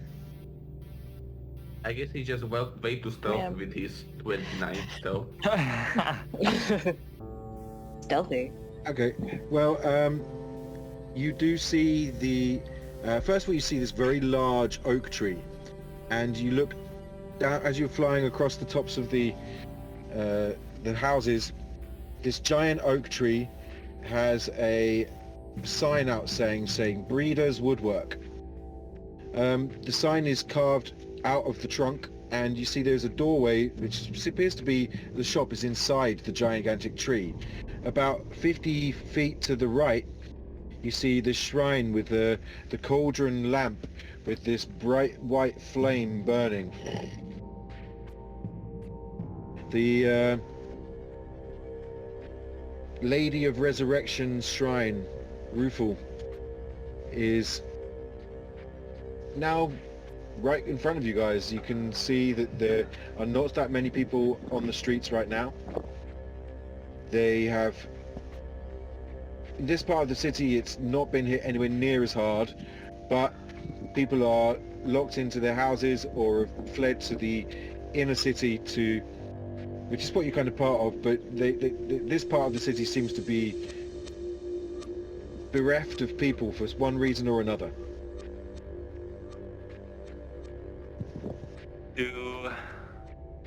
Do we see any of those assassins anywhere trying to get in through this entrance? You know, like just watching us or mulling about? From your perception checks, you do not. Garyon doesn't either, so you should be okay. Okay. Let's see here. Well, they said it was beneath the shrine. So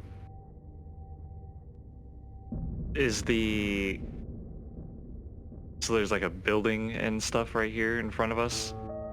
Or is it There's just several. a lamp? Okay. There's the lamp, and then the lamp is at the center of a courtyard, like with cobbles, and you see that the river is not so far away. There's like a couple of benches that look out onto the river, which is now completely iced over.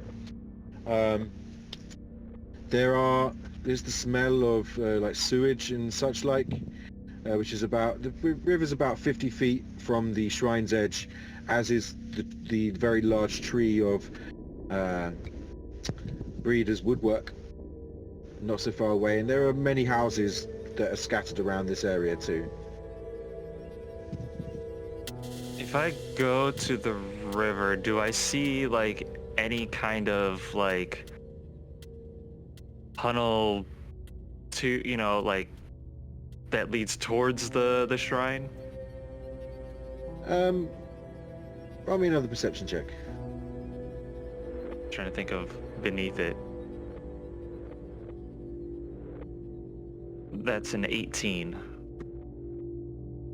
You notice that on the opposite side, there are a series of like sewage pipes that are underneath the ice, and you can't see them from the side that you're on because it's like a 30-foot drop down to the icy river, but you assume that they are there too on this side.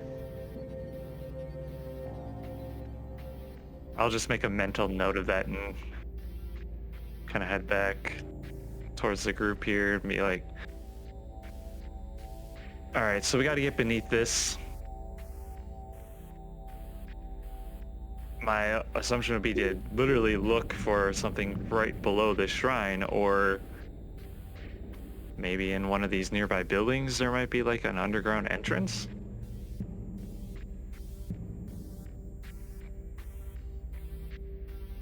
All right. Well, if it's a shrine, maybe we have to make an offering. True, they did say, make an offering and it would reveal a vision. Is there like... What are you talking about? We can offer Montgomery. I don't know if it's that kind of offering. I think I'm a bit too big to fit in that thing. I mean, I know it's a cauldron, but it's about your size. We could cut you to pieces, supposedly.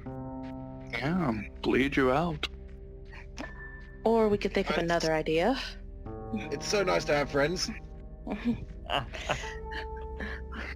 What other things could we possibly offer here? Gold? Food? Weapons. Taking a look here inside my stuff. Is this the... Magic items. This is a god of the Minotaurs, correct? You can run me a religion check to see if you know. This might go poorly. We will see. I have a -1 there. 14! You have not ever heard of Rufal before, but yeah, you can assume that it's a Minotaur god. What do Minotaurs value? I don't know, I kind of only met one and she died shortly after we met her. And then 11 more, and they shortly died after you met them. Yeah.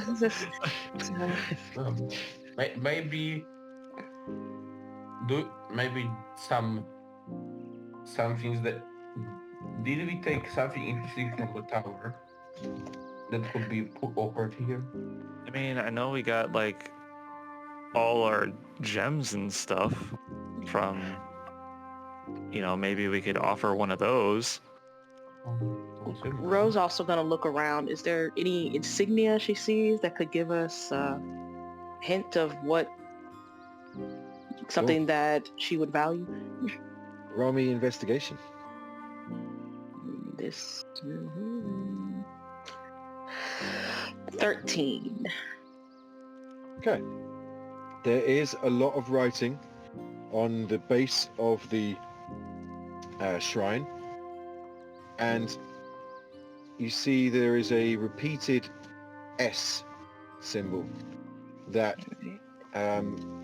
it's in a very odd language, but it has similarities to Undercommon in some ways, but I don't know exactly what it says, but you seem to recognize the S, the way that it's formed. You said it was similar to Undercommon? Correct. Mordor's gonna roll an investigation check. Okay.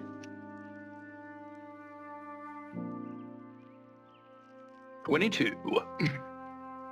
Nice. It says, you speak Undercommon, I assume. I do. Okay, it takes a while for you to decipher it because it is not pure Undercommon. It seems to be a strange dialect mixed with some other ancient language that none of you would know.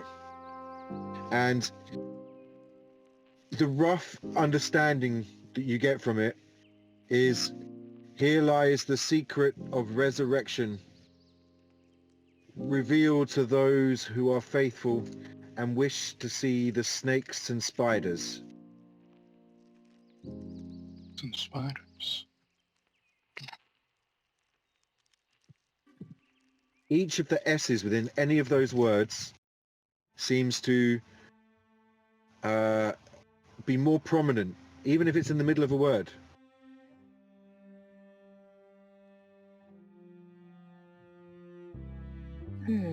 Having seen the S on the disc, is it the same exact S?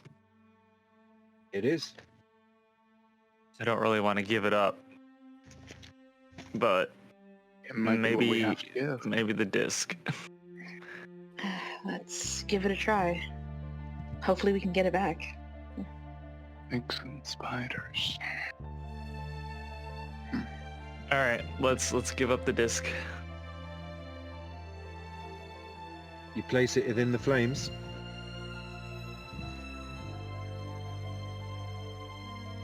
Yeah. Okay. You hear this dink, dink, dink, dink, dink, dink, dink, dink, dink, dink, as it drops into the cauldron. And then underneath the cauldron, you see this seam appear.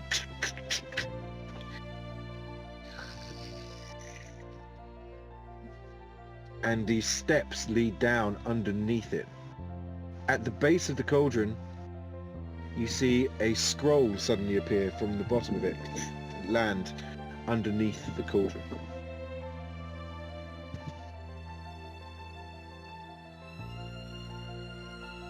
I'll pick it up and open it, see what it says. If I can read it. It's in common. Okay. It's a scroll of Revivify. Oh, useful. Okay.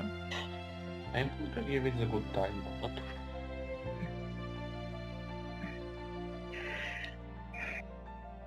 All right. I guess let's go down these stairs. Yeah.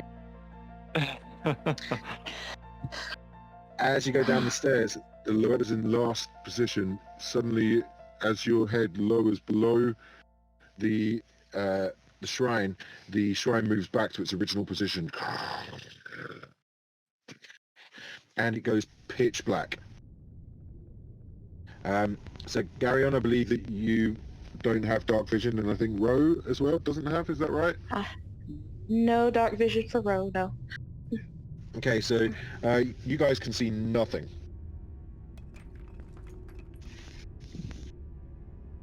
Seeing as nobody can see me do it anyways, I'm gonna reach into my I can beard. see you. I'm gonna reach into my beard Saiba. and hope that Ro isn't pulling out her lantern like she did the last time. And I'm going to strike it with my, tinderbox, flint, whatever, and light a torch. Here you go. Oh, thank you so much. also, we didn't get the items that we took from the tower and identified. I suppose we didn't. Which Say items? again, mate. The items from the Cloud Giant's castle. Which items? I mean, Because I picked up a drift glow, but I'm not sure we identified it, so I'm not sure if I can use it or not. I have one too. It's fine, you can use those as well if you wish to. No, I want to use my torch. Okay, cool. As the torch is lit, you see the room before you is made of plain stone that is roughly worked. It's dark and full of cobwebs. The ceiling overhead is obscured by mammoth amounts of webbing. Rats squeak and skitter through collections of skeletons gathered in the southeastern corner. Well, Morndar, you want it underground. Here we are.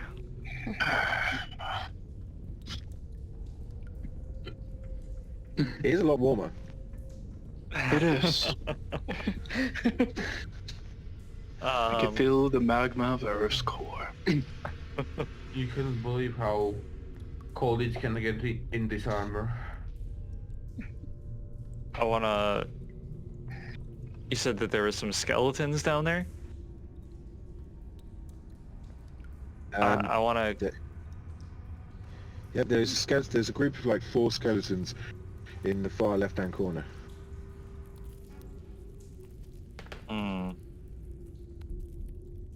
From this distance, can I see like... You know what? I'm gonna use my divine sense. So to kind of see if there is any, let's see what it is. If there is any celestial feed or undead within 60 feet of me. There is not. I think we're clear.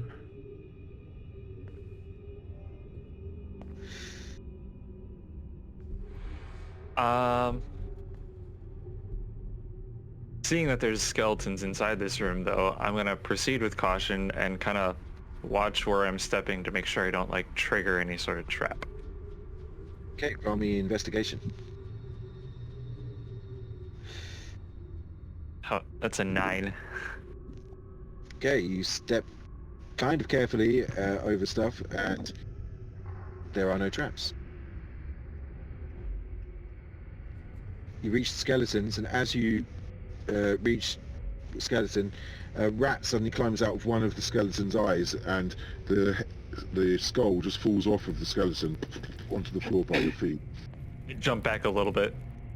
Maybe As maybe does let Ro. out maybe let out a slight little scream, you know, and then just shiver a little bit.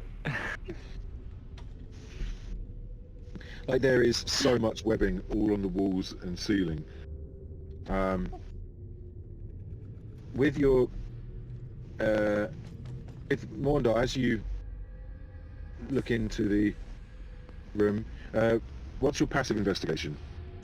What's everyone's My passive investigation? Let's see.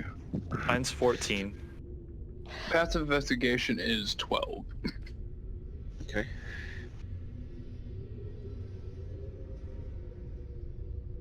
Did you say everyone's passive investigation too?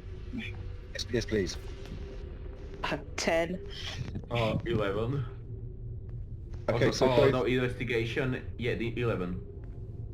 so both Morndar and Alar, as you're looking around the room, you do notice that in the thin strip which led from the bottom of the stairs, in a straight line about 20 feet, there is some sort of colour on the ceiling beneath the webbing.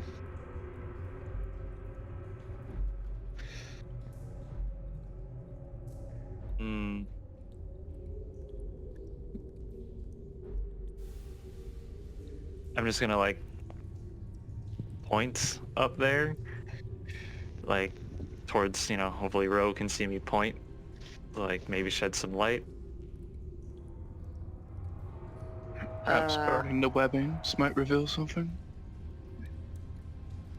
Or anger a giant spider. Oh. Well, see what happens. I will hold the torch up to the webbing and attempt to kind of burn it away. Okay. As you burn the webbing, it just... and the whole room lights up as all of the webbing just burns away. It reveals a giant mosaic of this giant serpent. And on the far side of the room, reveals a pair of oaken doors on the far side of the room that has these wrought iron ring pulls on either side.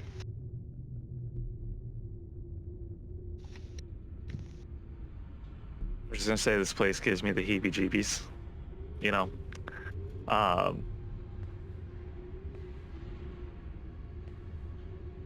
Does it appear to be locked in any sort of way? From the investigation. That's a 10.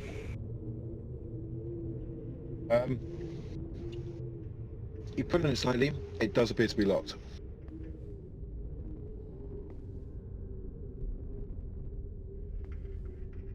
Well, we can either break this door down, or Morndar, if you would like to adventure further.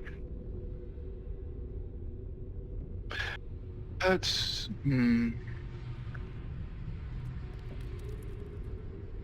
I could try picking it, seeing what happens.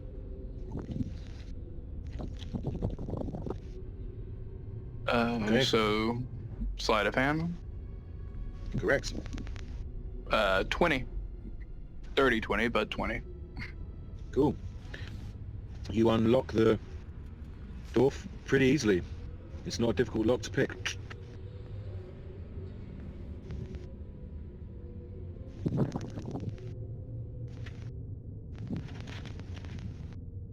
And this is the only door in this room, or is there a second one? Correct. No, well, there's two doors in front of you which open outwards. Oh, okay, gotcha. So, All right, let's open it, I guess. Yes. I thought the door was already opened. Pull it open. No, it's unlocked. Well, my Pull bad. it open. Yep. Opens. So who's opening it? I'll Morndar? open it. Okay. So, as you pull the doors open, these darts all fire into you. I need you to roll me. So it'll be Mondar and Ro. Both of you, please roll me a Constitution saving throw.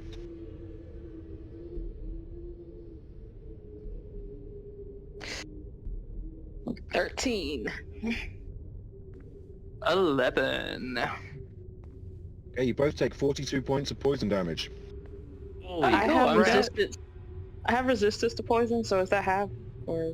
I'm It is dead. 21. Ooh, ooh, ooh. Well, Okay, so I am going to kneel down beside Mordar, open up a potion of healing hold I on. have. Before you Never mind.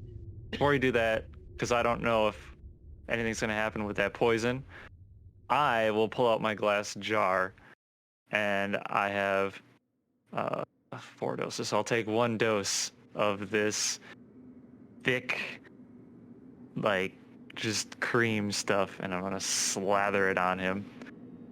So that would be 2d8.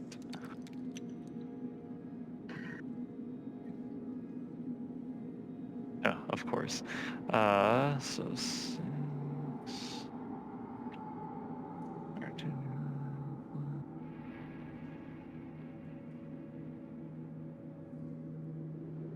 So 6, 8 points, 8 healing, 8 hit points healed. And if you were poisoned, you are not poisoned anymore, and you're cured of any disease. Cool. So you are you regain a hit points and you're no longer poisoned. Wonderful. When the doors opened, you suddenly see, as you're applying the ointment, 6 snakes slithering across the floor towards you.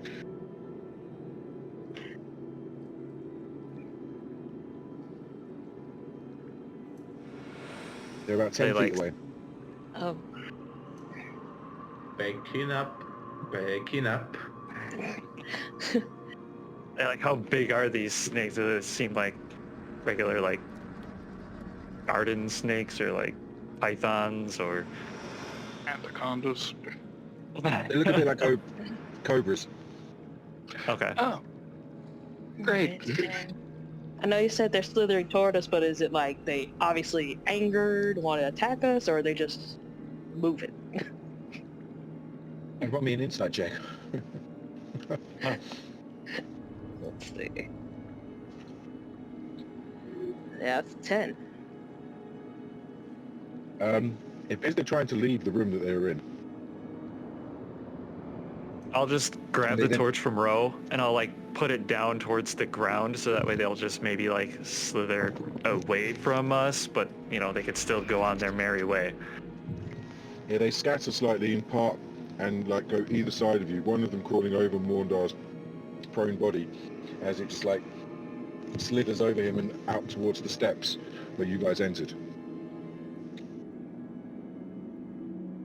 Oh man, you guys, this is All right. So crazy. we really need to keep an eye on traps. Good to know. Yep. How are you doing, Mordar? Do you need some like potions or something? I don't know if you have any on you. That's what I need. You mean you didn't run into this kind of stuff with your mercenary group? My mercenary group, let's just say I was more of the master of arms. I made sure their weapons had poisons, and I made sure the big lug didn't die.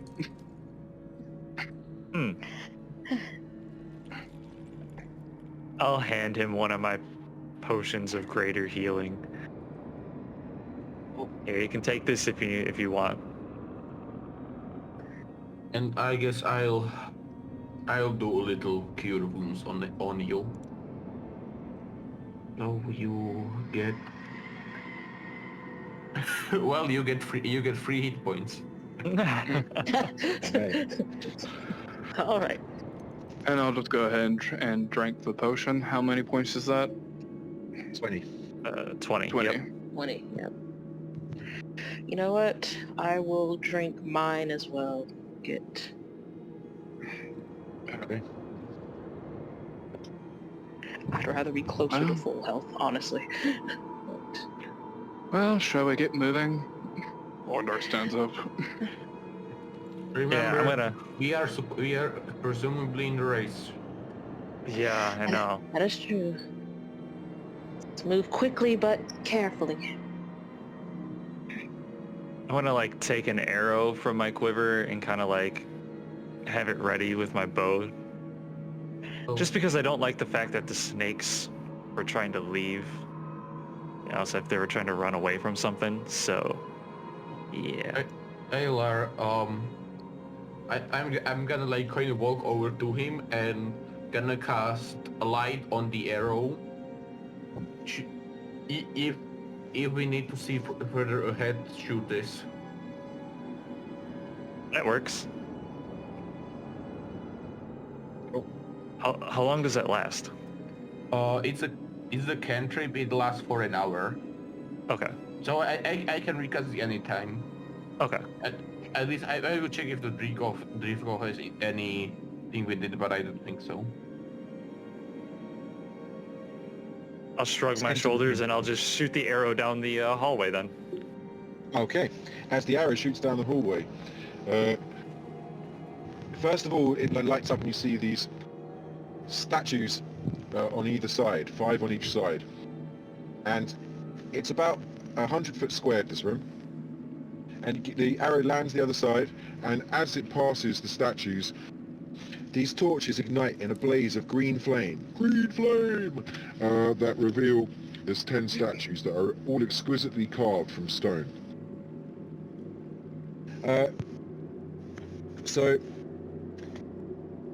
Everyone roll me... In fact, let's not do that quite yet. So you can see that on one side of the room seem to be like the closest to you on your right as you're looking into the room. You kind of enter on the right-hand side corner of the room, and there is one statue that is directly in front of you that is of a human paladin in plate mail with his flail raised above his head with it in his right hand, and his left hand is pointing at the statue opposite.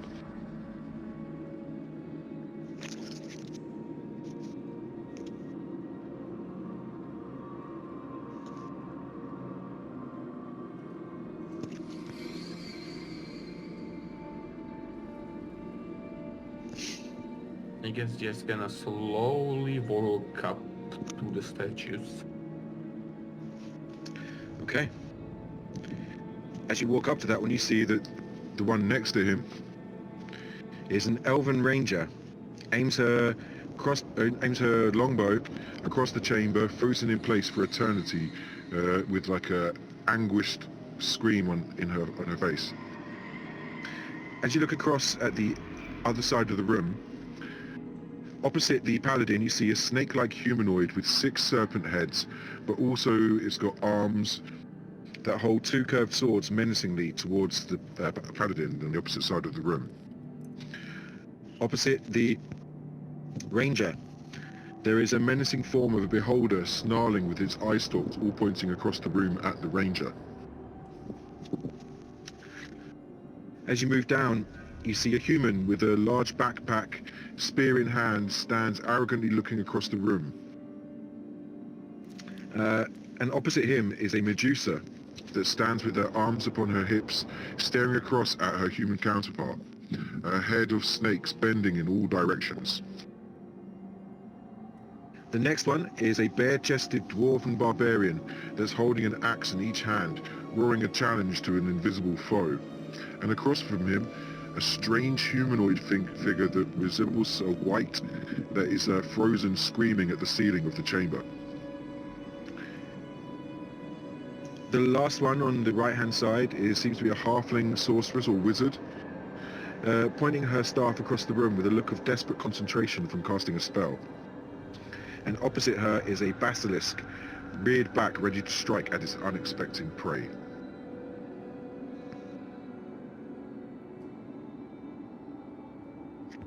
You said these are all in a straight line with each other, right? Correct. And Okay. in between each of the adventurers' statues is a chest.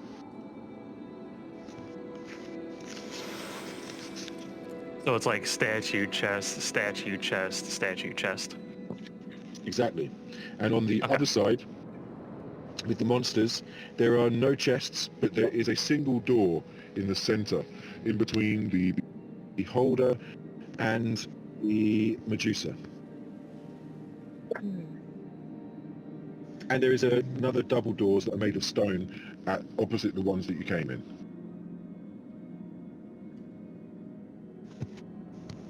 Okay. This place certainly doesn't seem very welcoming.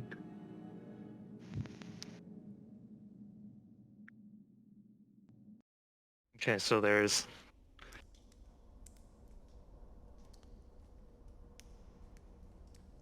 And this room is illuminated by the green flame, right?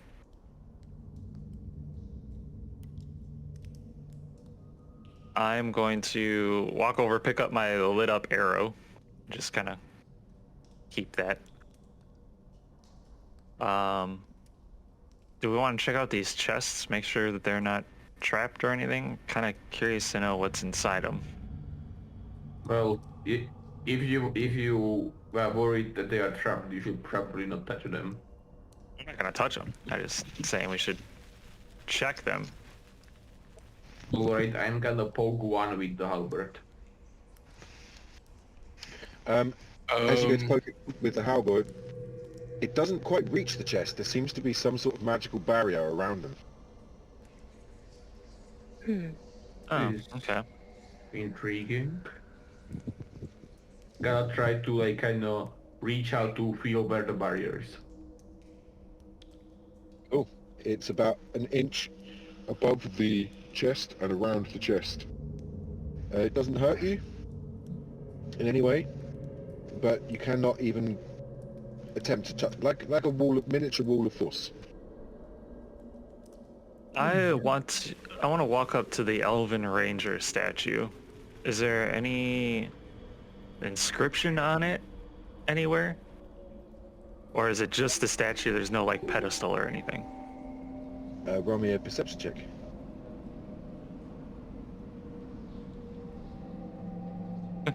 Nine.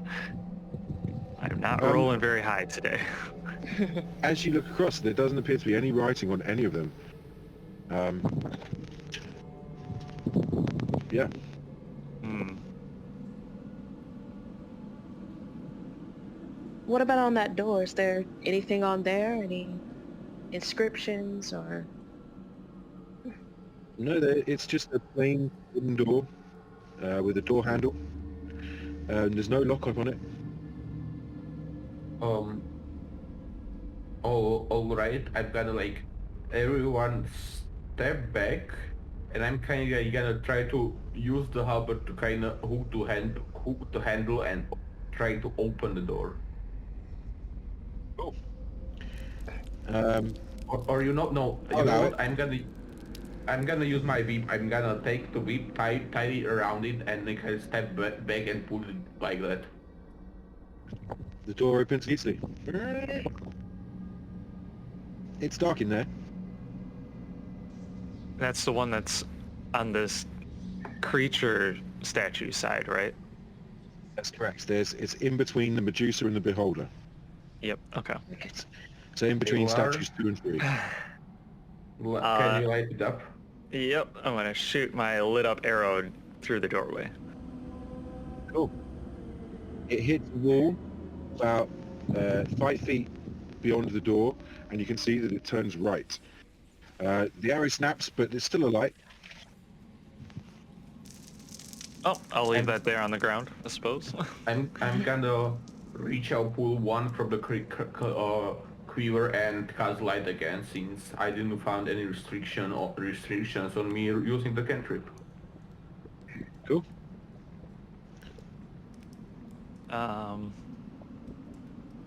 I guess I'm gonna walk. Yeah, I'm gonna walk to where the arrow broke, and rather than actually like crossing the threshold, I just want to like peek around the corner with my head. You would have to cross the threshold to peek around the corner. Oh, okay. Then I guess I'll do that. Okay. Because like there's like a lip, so you'd have to like Okay. go through the doorway, but it's only like a 2-foot gap. You walk through, Sure. and as you look down the end, you see a stall with a partly open chest at the far end.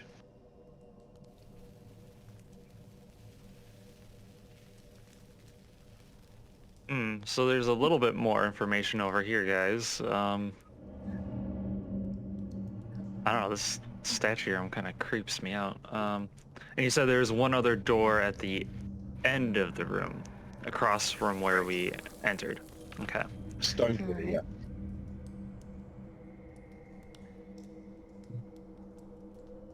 I guess I head over and inspect the stone door. Okay. It is Oh, almost like it is completely sealed. There is no handle, there is no lock. The seams seem to be almost fused together. It's very, very well made. I'm gonna like knock on the door to kind of try to get feel how thick it is. You knock on it, and you just get this dull. It's definitely Yeah. very thick. We are not punching through this. Elderon, Well- what did you see in that other room? There's like a partially open chest in here, And a stall.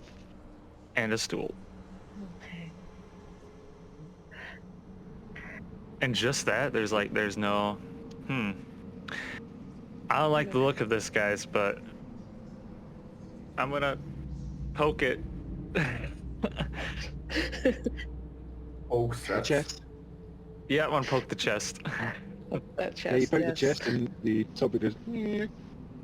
And you see a bunch of towels in there. Owls? Towels. Hmm. Yeah. I think this is a sauna, guys. As you get down there, though, you notice that the stall is placed in front of the wall, and there is like a, you know, those like slidey things you have indoors so that you can see who's there. Yeah. There's one of those Yeah. on the wall. There's one of those on the wall next to where the stool is. And is that facing the statue room? Correct. Ro will step into the room, and then she will try to see if what happens if we slide, like slowly slide open that thing. Oh, so you're going into the room where Alar is? Yes. Or into the... Okay, cool. You slowly open it, and you see two little eye holes. And as you peer through, you can see Garyon tapping on the stone doors. And the entirety of that room. Well, except for the monsters, because you're in between two of them. But you have a perfect view of all of the adventurers' statues. I want to ruffle through the towels. See if I can you find anything in there. You find 5 freshly laundered towels. Okay, so nothing else inside of there besides towels. Okay. One of them's a little I bit wanna crusty. Ew. Yeah, just kind of... I actually don't know what it is. Like I know what the word means. What, crusty? Hard and... No, I mean towel. I know what it means. Towel, it's something that you dry yourself after you get out of the shower. Oh yeah. Yeah, yep. Well, I guess I'm gonna walk into the room as well. I'm gonna sit down on the stool. Just be like all... I think I have an idea. I'm gonna take one of them and gonna walk into the previous room with the statues and kind of put it over the head of the Medusa. And I'm going to watch from my little peephole. Right. Okay. See if I see anything different. You put it over the Medusa, and you guys all see the guy that is standing in opposite the Medusa suddenly starts to not become a statue any longer, and starts screaming, "Ah!" and then ages at a rapid rate over like the next 10 seconds. He ages like 70 years and crumbles on a heap before it. His backpack squashing him and his bones splintering. And then Garyon, as you turn and see this happen, you suddenly hear this Ooh. from directly behind you. Everyone roll initiative, please. Dang No. All right. Ugh, this is not good. I'm not rolling really well today at all. All right, 18 on initiative. I got a 16. Okay, 1 sec. Kind of was halfway through setting up the initiative stuff because I thought it was going to take you longer to sort that out. What made you think of doing that? That was really cool. Yeah. It was kind of obvious once I knew what I realized what's in the chest. Now my question is, do we put it on the other one next time?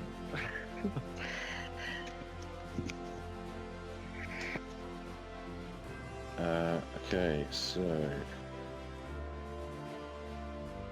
here. You got a good point there, Ayla. Mm-hmm.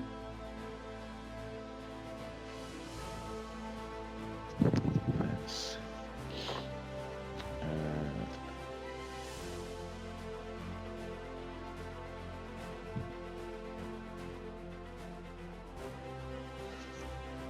cool.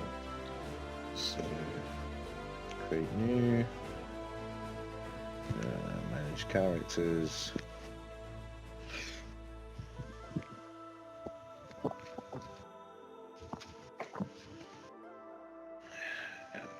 EOTV, yeah, and then remove Mr. Cyrus. Cool. And name it Medusa.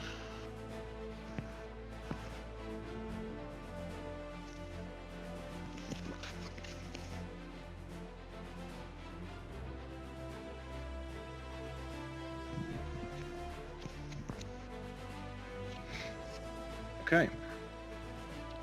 Save, encounter.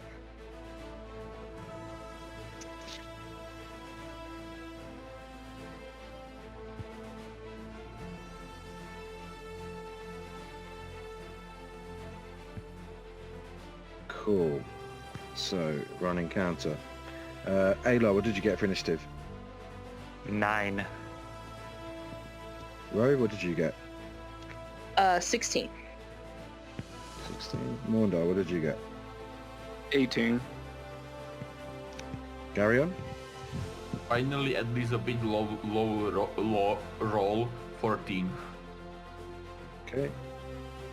And Medusa. Okay, she got a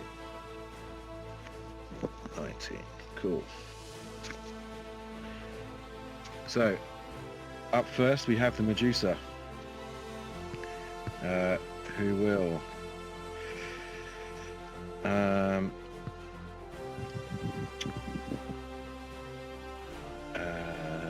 use her multi-attack, one with her hair, which is an 11 to hit you, Garyon, which misses, I assume. Misses.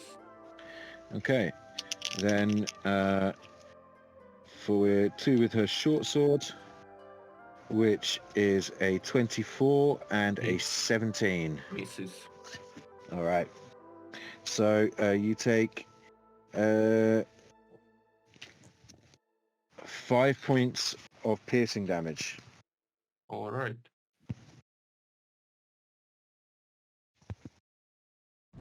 Cool. So then up next we have Morndar. You see this as you're standing in the entranceway of the tunnel that went round the back, and see that Garyon has, after throwing the towel over the head of the Medusa animates and attacks him. Okay.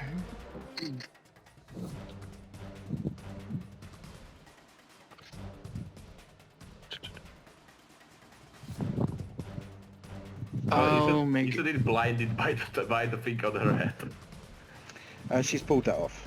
Yeah. I know, just saying. It will be quite funny. Yeah. Yeah. It's just like scrabbling. I can see what is on my head. If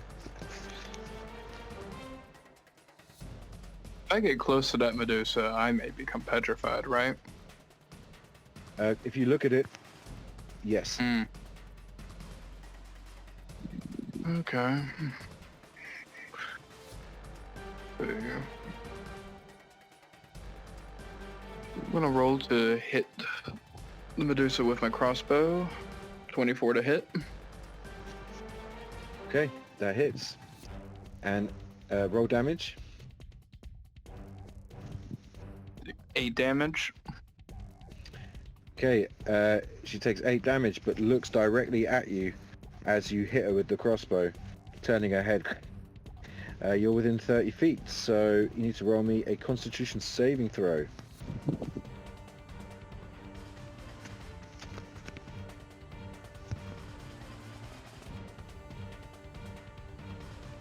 Ew. 2. Oh, jeez. You are instantly petrified. Because you failed by 5 or more. You are now completely turned to stone. Man. Okay. So sorry, dude. Ro, you hear the cry of Morndar as his body starts turning to stone, and then by the time you get to the other end of the corridor, you just see here this statue of Morndar there looking towards the Medusa.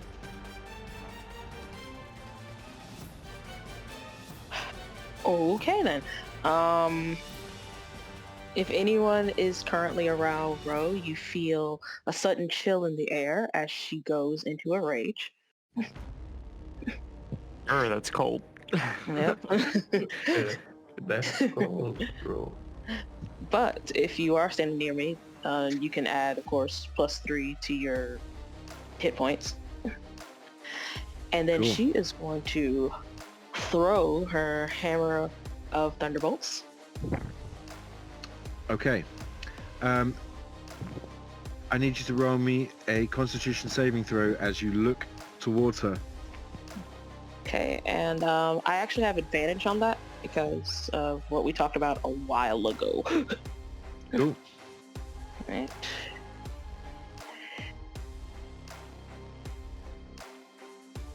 Uh, 19. Yeah, you're all good. All right. Roll your attack.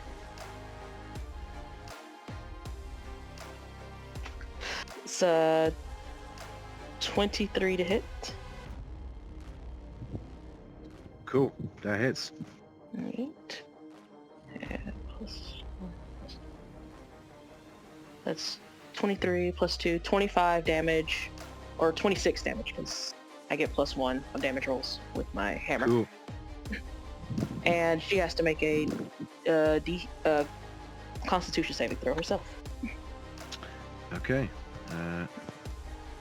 That is a 17. Ah, she just makes it. Okay. Alright. Well, I'll use my second attack to try that again. Throw it in again. Okay. I'm gonna assume that hits. This is very high. And that is 22 for 5 damage. 25 damage. And one more DC saving throw. Cool. Or, excuse me, one more Constitution saving throw. What is a DC saving throw? She passes with a 23. Yep. Alright, well, that's all I can do. Okay. Garion. Alright, let's do this. So, he's gonna get really, really angry, and I'm gonna cast Dreadful Smite, Okay. and Bonus then, action. what? That's your bonus action, right? Yes.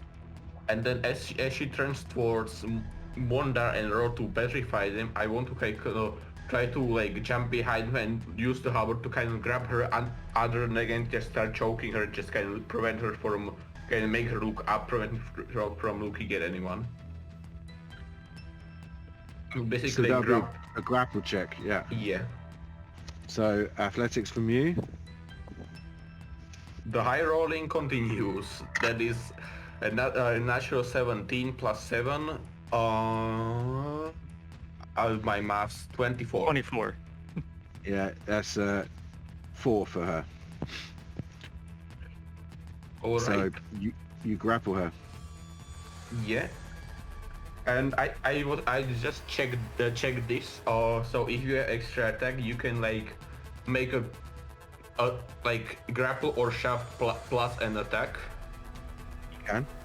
So he's just kind of like I guess this would be like an unarmed strike to kind of try to choke her out.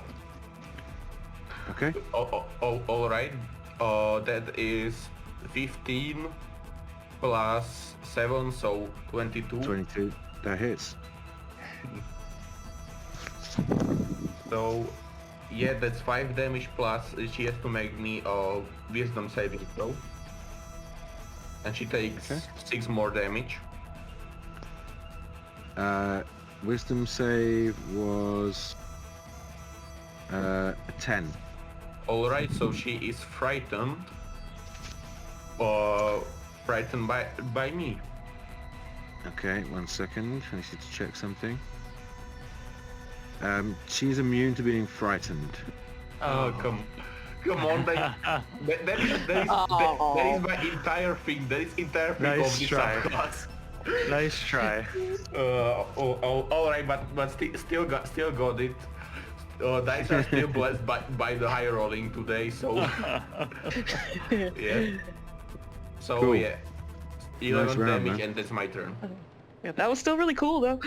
Yep. It was really cool. I'll be right. Ayla. Okay, so I saw Morndar get petrified, right? By the time you get to the end of the corridor, yes. So I'm going to say How- that you can row, as soon as you started seeing that happening, you ran down there and you see Morndar turn to stone. Okay. How far away is he from me? 20 feet. What, Morndar or the... Morndar. Or the... Morndar's 5 feet in front, it's right in front of you. Okay. How far is it to the chest? 50 feet. To Which the chest? The Which- chest with the which chest? towels. Oh, like 10 feet, 15 feet. I'm gonna try it. I don't know if it's gonna work, but I'm gonna try it anyways. I'm gonna run back and grab one of the towels and run to Morndar and put the towel on his head. Morndar has a towel on his head. Damn. I was hoping that would actually work. Nice try. Brilliant deductions. Brilliant. I tried. Even petrified, I can still mock you. I can feel it through your stony demeanor, you know. It's like I can still hear the bastard, yeah. All right. Failure. You are an absolute and utter failure. Oh yeah, I forgot. So, yeah, carry on. Sorry. So it's a free action, an interaction. Oh, okay. And then how far is the Medusa from me? 20 feet. Currently know being what? grappled by Garion. I had some luck with this that one time. Sure. Why not? Let's try this. Let's blindly try and shoot this Medusa. Oh gosh. Okay. I'm about to get shot in the head. I feel it. I feel it. I'm about to die. So that would be shots with disadvantage if you're looking away.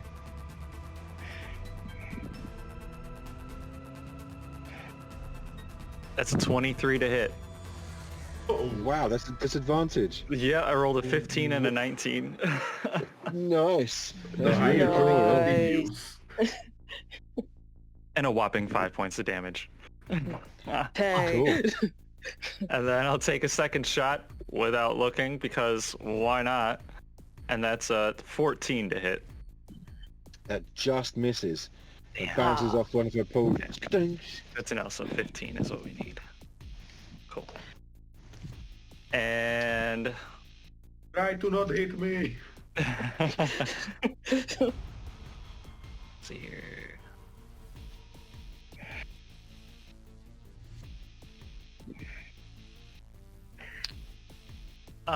Yeah, that'll be my go. Okay. Huffington, seeing what you're doing, also will pull out Pamela Henderson and take 2 shots without looking. Oh Yes. no. So that's a dirty 20 for the first one. And a 25 for the second. And that does...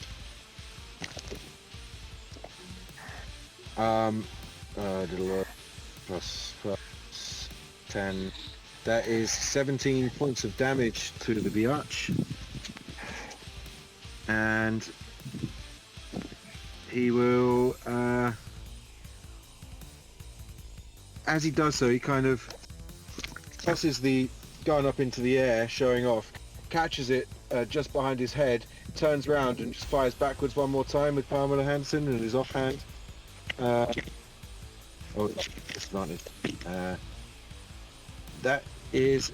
Oh, it's boxed. Okay, so that is an 18 to hit and does another 10 points of damage. I would have laughed if that was a natural one, I'm just gonna say. I thought it was to start with, and I realised it was a I 7. just pray. I was expecting it to be a nat one. I was about to say, well, sorry, I'm just Gary. waiting for Morndar to get shattered. Like, I'm just waiting for someone to hit his statue. Yeah. It's like, whoops. I The just want to Medusa. know- Okay, go ahead. Medusa will spin round and face to face with you, Garyon. So you, he's Okay. looking at you right in the eyes. Can I somehow prevent this since I'm just kind choking her right now. Is there something they can do? Do you have the grappler feat? No. Then I'm afraid not. You can close your eyes. Yeah, I can close my eyes. Yep. So she'll make 3 attacks, 2 with a short sword and 1 with the axe. So I'm pretty sure at least 2 of those hit. That's a 16, a 24, and a 24. Yes. 2 of those. Cool. So you take 4 points of piercing damage and 16 points of poison from the snake attack, and then 5 points of piercing damage from the sword. Alright.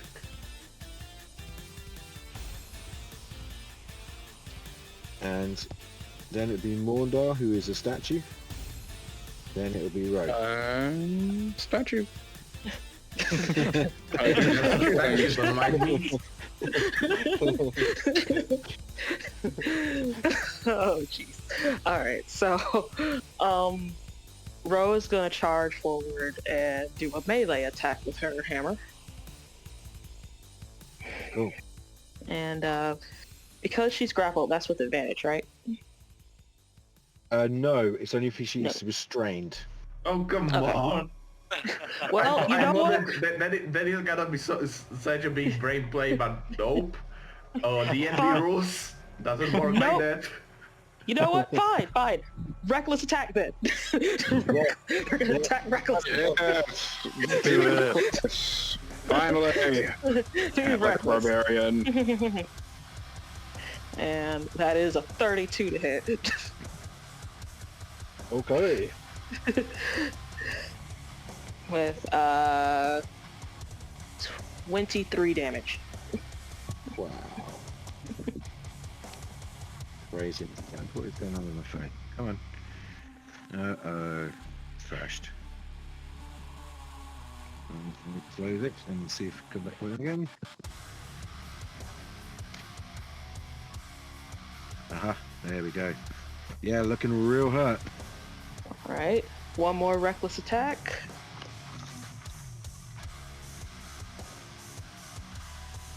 Okay, it's 30 to hit. Yeah, that hits. Ooh. That is 16 points of damage. Alright, so tell me how you blow that Medusa away. I am going to... Actually, I would like to wrench her head off and just continue to rip the snakes off of her head. Okay, cool. You grab hold of a handful of snakes and just pull her head back as you just smash her in the side of the neck with a hammer, ripping her head off completely. Then in your rage, you just start like chomping down on snakes and spitting them onto the ground as you just pulverize the skull of this Medusa into the floor with snakes flying everywhere. Just a quick question: is my turn next? It is, but Because I without- originally wanted to headbutt the Medusa, so I'm wondering if I now headbutt Ro. No, Because his eyes are still closed, so he doesn't see her. you just headbutt the bloody stump that was her neck, essentially. You just get a face full of bloody gore. I am both impressed and frightened at the same time. What next? Well, there's plenty of these statues. I think we can destroy quite a few. I don't really know how it's going to help us. And then he looks over to the fallen body of the human that collapsed. He's got some stuff, it looks like, and look, one of those chests has opened. So hopefully there's gonna be something to bring Mondar back. I'm gonna kick the chest open. Cool, as you kick the chest open. I need you guys to roll me, I need Ro to roll me a d10. Oh no, wait, sorry. Roll me a d100 first, please. Alright, D100. I'm gonna like fix the towel that's on Morndar's head just to like make it straighten up. You know what? I'm just gonna come. I'm just gonna come up, take the not bloody towel from Wonder. Just like kind of wash my head from the blood, and then put it back on, and now it's bloody. Genuine question. So rude. I know I'm a statue, but can I see what these idiots are doing? At the That's a good moment, question. no. Oh. Basically, you are aware that you are statue and you are in darkness. Even with my dark vision? Yeah, your eyelids are stone. Okay, Your fair. eyes are stone. Well, you might as well roll a new character. A little harsh, but so yeah, roll me a D100, right? 84. Ooh. Okay. Now roll me 2d4. 2d4.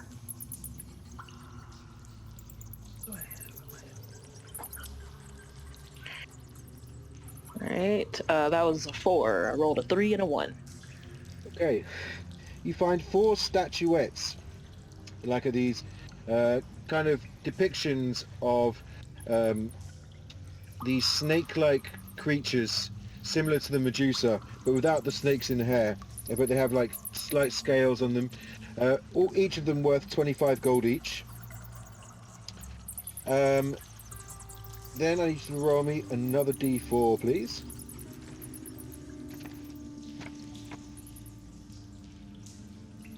Right, that is a 3. Okay, so you need to roll me a d100 3 times. Oh, okay.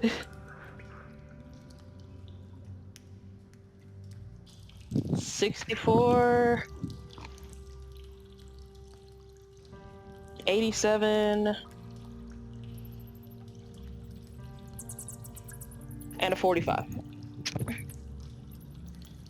Okay. So, you find a pearl of power, a great axe of warning, and you find a instrument of the bards. If you search for the Bossman bagpipes, or just type Bossman, bagpipes of the Bossman, I think they're called. Bagpipes of the Boss Man. Love the name. Alright. Alright.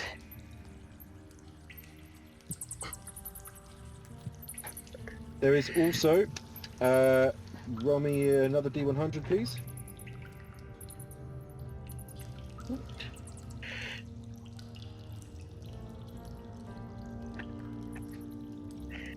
Uh, 54. You find 540 gold.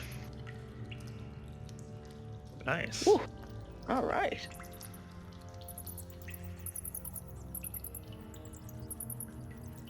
Well, So what are we going to do about Pornstar? I'm gonna check the backpack, see if there's something there. Ah, that's a good idea, that is. And roll me investigation check. Oh, the high rolling is over. 4. You find a backpack full of mundane items like some rope, and there is a standard healing potion in there as well. Montgomery comes over and has a look as well. Nope. He found what you found. Hmm.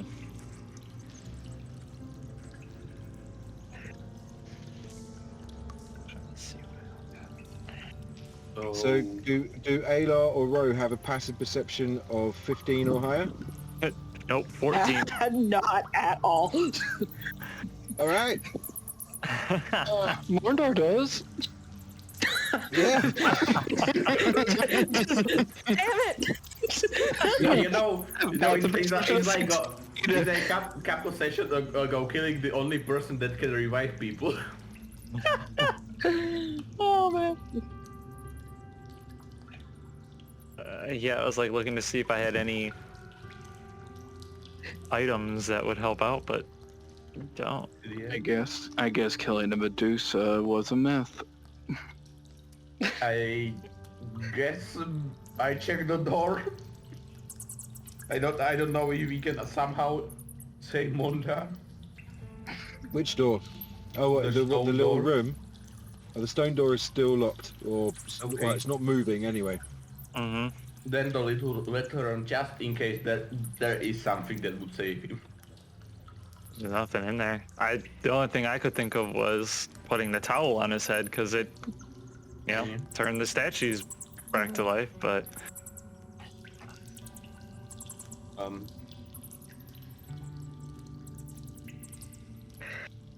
what if nobody's like proficient in or has like an alchemist set or something? Maybe we could make something with its blood. I cannot use my lay on hands to remove petrification or maybe disease and poison. And my cream only removes poison and disease. It's not really Same. disease. So is Monda just dead and we could do anything? Oh no, not yet. I don't think he's dead. No, I think he's just trapped inside there, and he just knocks on Pornstar's head. Dunk, dunk, dunk, dunk, dunk, dunk, dunk. I guess I will check his stuff as well in case he has something that would help him. There's got to be a way. We've brought people back from the dead before. All right. But he's not really dead. So My point is we've done seemingly the impossible before, so there has to be a way to bring him back from this. How much does he weigh as a statue? Considering since the moment I met you, legitimately one of your party members just died and he wasn't able to bring him back, then I'm not very optimistic. How much does he luckily weigh as I a have enough. statue? Luckily, I have enough optimism for the two of us. I would put him back I tie him to my horse and set him to the ship, but I'm not sure if we can get out. Hopefully the horse doesn't bump into anything. The spell summons a highly intelligent horse, so it shouldn't. I'm just saying, it's a lot of weight. You can all roll I me. literally don't know what we're supposed to do. You can all roll me Arcana checks. 22. Just a 2. Just the 5. Right, I will roll for Montgomery. 22, just so you know. Oh, you got 22. I thought 22. everyone rolled like a 2. I was like, No. what? 18 All right, plus 4. all right, okay. So, Ayla, you'd know that the stomach acid of a basilisk would revert him back to normal. Oh god, now we gotta fight another thing. Let's So Well- we have an option. It may be worse, but that thing, and I point at the statue of the basilisk. Yeah, its stomach acid could potentially reverse this, but that means we'd have to kill it, Or it could kill us all. or it could kill us all. But looking as we made no progress, We're gonna have to do something with it regardless. So yeah. If the door was open, I would just say leave him here, but like this. I'll grab the towel, the bloody towel that is on Bordar, and I'll hand it to... I'll just hold it out to one of them because I am not an uprange fighter. Alright, I cast Lay on Head myself, heal myself 10 hit points and take it. So I am going to ready an arrow so that way when it comes to life, I want to shoot it right away. I am going to reach into my beard and pull out something. I have a tan bonkers beard. Do I need to just roll to see what it is? Yep. You do roll to see what it is. I also have something, but there's not enough space for it, That is a unfortunately. D8. All right.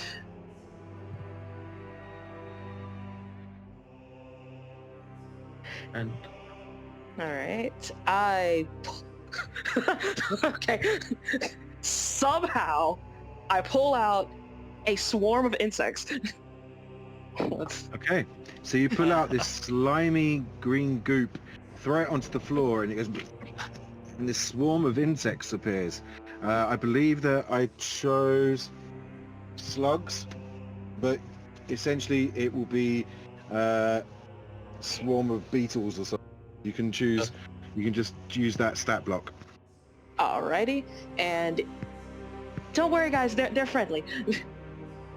I think that's why Dragonborn are not supposed to have a beard. I think you're supposed to clean that too, you know. It is clean. You just pulled slugs out of it.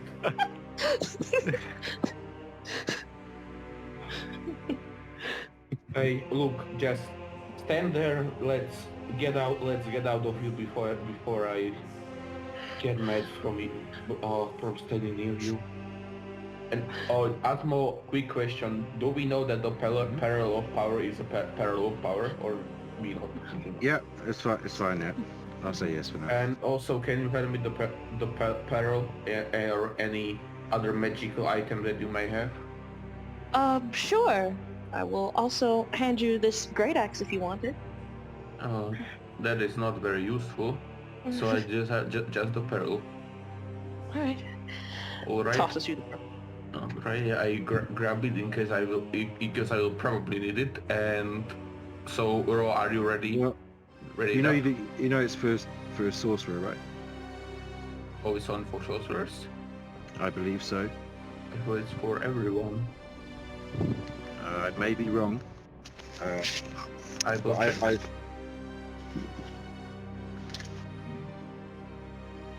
Requires attunement by a Or- spellcaster. Spellcasters, yeah. Oh, okay. Very, very cool. So it is a full caster. Yeah, so doesn't matter anyway. Even if he was, he's not attuned. So. All right, Ro, get ready. I was born ready. When she's ready to attack, I'm gonna put the blanket over. I would try putting over the human, but since we need the basilisk not to crumble to dust, I'm gonna put it over the basilisk again. Alright. As you do that, I go into another rage. So. Okay. So, you guys will have a surprise round, but everyone roll me initiative, please, except for Mondar, who's still a statue. We're working on it. God, what is up with these rolls? That's We might be screwed. Very Now stoned at the moment. now I'm rolling low, so 6. Yeah, that's mine also. 6. Yeah, my luck has run out. So I assume Adar's got the higher dex. Yeah, Plus I 3. have -1. Cool. Yeah. The basilisk got a 6 as well. Oh my god. Oh. Well, I rolled a 6, 6, 14. All right. So, Ro, you're up first. But all of you will get a go before we go proper initiative. It's the surprise round first. So you get 1 attack, not 2, for your surprise round. Okay, so Bonus action, do we get that or not?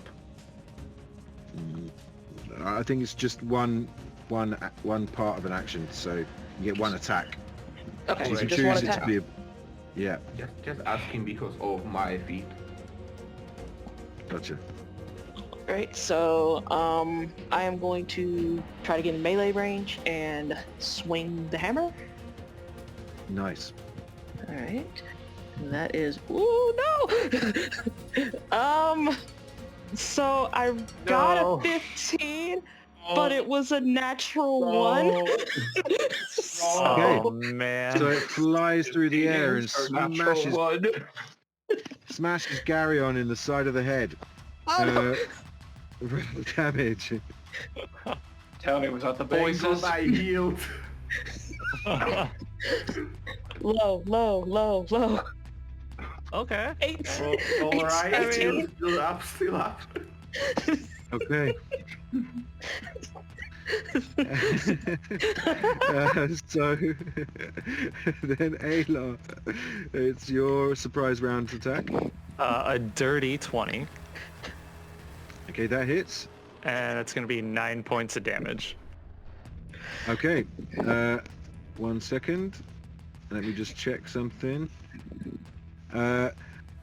Because Garyon is within 5 feet of it, as you hit it, it secretes this nasty, like, gas, and you need to roll me a Constitution saving throw, Garyon. Oh, thank you, bro. Thank you. Thank you, That was my Ayla. thank you. At the time when my luck runs out, so it's I'm starting to think they hired us extras just to 19. be pigs for slaughter. Okay. it's a 90. No, sorry, not 99. Just 9. 9. 9. Oh dear. Okay. Oh no. DPK. You are now restrained, and you half of your body is turned to stone. So then, Garyon, your attack. Can I? You know what? Can I take a dodge action instead? Kinda not. I mean, this is the surprise round. All right. I'm gonna attack. I guess I will go out in the. Okay. I was just like wanting to see if I rolled natural one, but I didn't. So that is 22, That hits. Roll damage. and I'm also gonna smite it because I'm probably not going down. So that is 3d8 plus 1d10. Let me just get my dice. So, that is 9 piercing damage, and that is another 13 radiant damage. Very good. So you need to roll me another Constitution saving throw. Yep. Yep. You can just say I'm also petrified. Really? What did you get? Yeah. I got a 10. Oh, that was so close as well. I Yeah, set you- my run down at the worst possible spot. you- Like rolling 80s, 90s, 20s the whole time, at one time doesn't matter, I start rolling terrible. The basilisk like shakes its head like a mad dog, and the towel goes flying off of it. And Ro, it is your go. This is going well. Okay. Fuck it. Let's do. Maybe from a we'll all be a distance. group of statues. Let's reckless attack it. Cool. Right. Are you running up to it? I am going to actually try to stun it, so I'm going to throw my hammer first. Also, just a quick question. When I'm petrified, does my paladin aura still work, or it stops working? Does the what still work? A paladin aura, so people in 10 feet of me get +2 they set to their saves, or people that are feared are... I'm gonna say it's encased within the stone, Okay. so I'm afraid. So that's a 33 to hit. That hits. Right. And 22 damage. Holy moly. And it needs to make a Constitution saving throw. It failed. It got a 5. All right, so it is actually stunned. Yay! your second attack.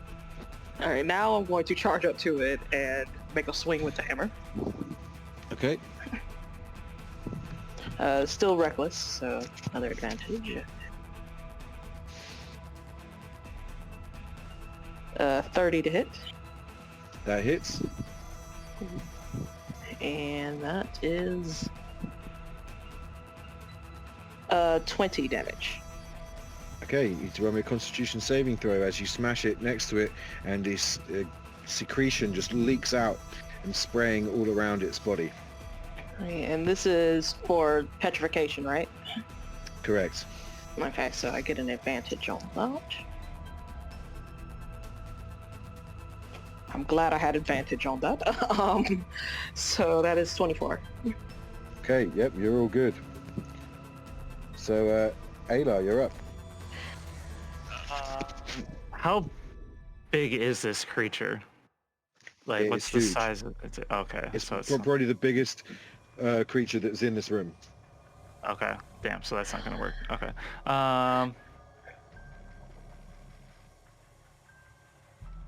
Yeah, I am going to Hunter's Mark it as a bonus action. We'll get that out of the way. Where? There you are. Okay. And then I'm going to make 2 shots at it. Nice. And let's see, you said it's stunned, so I just want to see what that It's does. advantage on the attack. Oh, okay, cool. Good, because that one was a crap roll. So that's going to be a 26 to hit. Yep. So That then hits. that does 6 points of piercing damage, and then Hunter's Mark is 3. So that's 9 Okay. total. It's looking really hurt. And second shot. Wait a sec. Ro, you need to roll me another con save. Oh boy, okay. Advantage, obviously. Alright, well that was not with advantage, hold on. Oh no! A 9! Okay. So you start turning into petrification. Your legs up to your knees starts turning into stone. You are restrained. And your second attack, Ayla? As a natural 20. Alright. So, let's see here. It's a full D8, so 8 plus 4 is 12, plus 3 is 15 points of damage from the arrow. And then 6, so that's 21, and then an extra d6 for the Hunter's Mark. 2. So 23 in total. How do you want Yes. to blow him away? So, hold on, what does this say? Oh no, it's a humanoid. Damn. Well, it's a Hellfire longbow, so I just want to have some fun with that, with as you will. But I want it to like go right through the throat. That's what I want to do. It sets alight just as it reaches the basilisk, burning through the back of its skull and out the other side as it and drops to the floor. Montgomery's sitting there like twiddling with Annabella fixing it. Well done, you got this. And I need Ro to roll me another Constitution saving throw. Alright. A 12. That's with advantage. Yes. You turn to stone. All right. Can I do a little spit at it before I turn to stone? Yeah, you kind of turn towards Ayla and Montgomery, and Montgomery looks up and goes, "Oh dear, looks like we've got 3 statues." You know, this is very, very similar to that mirror room, I feel like, you know? But it is what it is. What mirror room was Passed up that? for 3 people. It was well before you. There's a Although it is broken, so I guess you don't have to worry about looking at it anymore. Yeah, don't worry about it. Okay. So, we should cut this thing open, right? Yeah, definitely cut this thing open. And I'm gonna start just digging into it and finding its stomach, and I want to try and pull its stomach out as best as I can. Okay. Well, I think this is a fairly delicate operation. If we spill the stomach acid onto the floor, then we don't have a way to save our friends. So, perhaps I'll assist you, and I would like you to roll me a dexterity a dexterity check, maybe sleight of hand, to make sure that you can cut all of the other organs away without damaging the stomach. It's a 15. Advantage. You managed to cut. Oh, yeah, you do have advantage. Yeah, you do. Yeah. Sorry, give me one more roll then. Yeah, 15. Yeah, okay. You managed to cut away all of the other organs, pull out the stomach. Montgomery's like, oh, that smells rather gross. Oh, blimey. So you're going to say first, day. porn star, marry on, or no?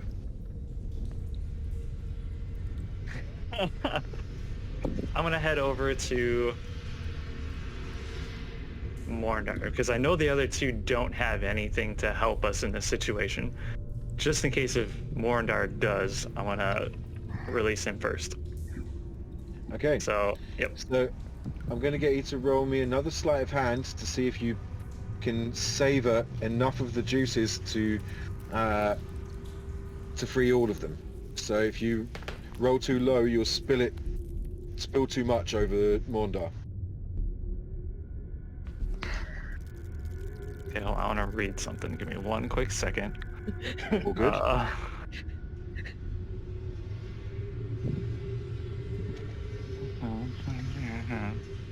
Okay, nope, never mind. It's just an attack roll. Okay.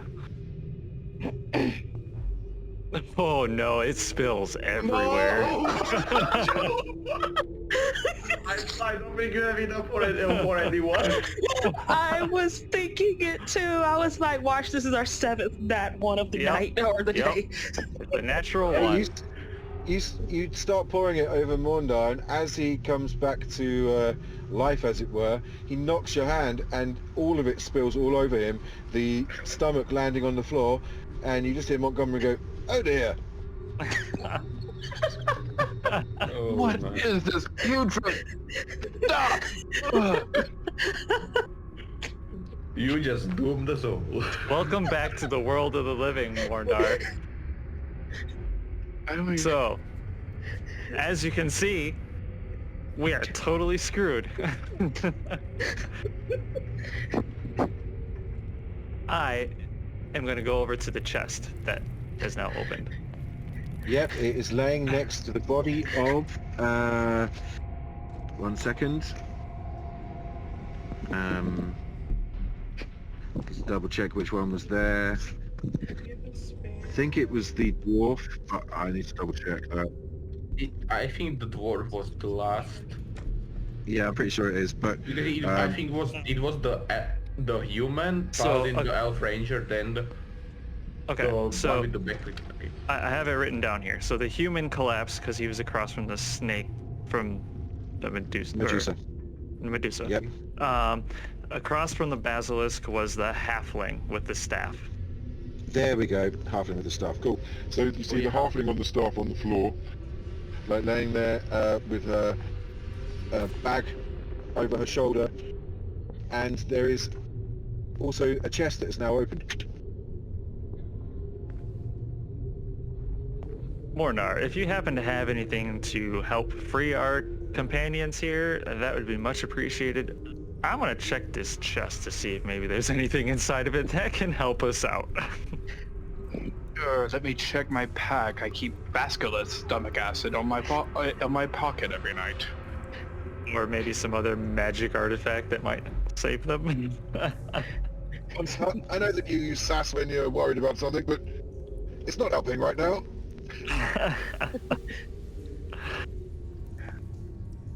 my point. I don't have anything. Most I got are bandages and rations. They are useful. I don't think a bandage is going to turn a statue back to flesh. Probably not. Well, let's see what's inside this chest, I guess. Yeah. You said D100? Yes. 42. 42. Alrighty. Please roll me 2d4.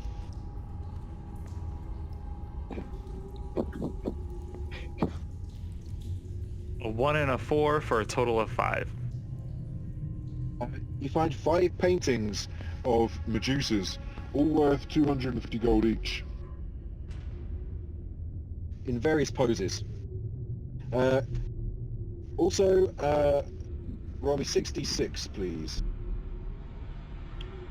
Well, I know a certain female wizard that would probably like these. Said 4d6? 6. 66. Cool. That's a grand total of 13. You find 1,300 gold pieces in that chest. And, roll me a d4 again. 1. Okay. Roll me 1d100.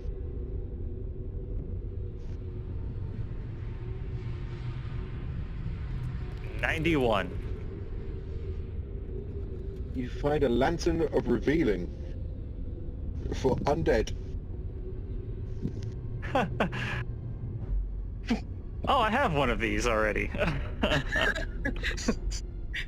Although, this one looks a little different.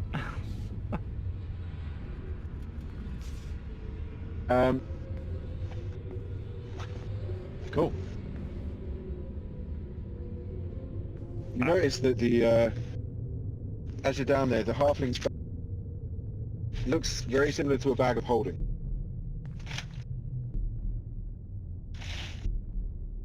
Oh, that's right, because a halfling.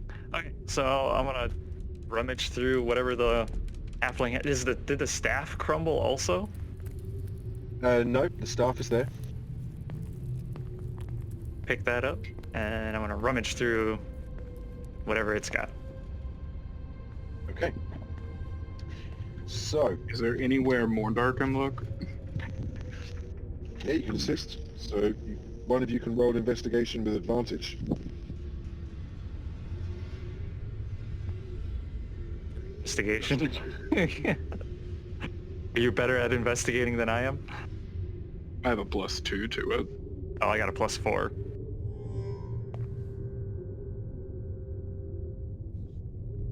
All right, 22. Okay, nice. oh. So, the only way to really know what's in someone else's bag of holding is to empty it out onto the floor. Yes. But before you do that, you do find a small gold pouch that has 35 platinum in it and 200 gold. And Huh? you Suppose I find, can let you have that. a bunch of papers that are written in halfling. Suppose you know halfling. Nope, I don't. Tell me Yeah, how when much you do you turn- halfling to... When you turn the bag inside out, loads and loads of bones, like of varying humanoids, are scattered all over the floor, as well as 3 potions. We had the kind of? colored potion that we don't know what they do. We do still have that, yes. You said And- 3 potions? Correct. What color, like if I hold them up, what do they look like? One of them looks like a greater healing potion, red, but it has this kind of weird orange glow to it. Another looks a lot like basilisk stomach fluid from what you just poured all over Morndar and is still dripping from his hair and fur. And the other one you've never seen before. It is a strange coloration to it. But as a player, I can tell you what it is. Strange color potion. Okay. It is a potion of vitality.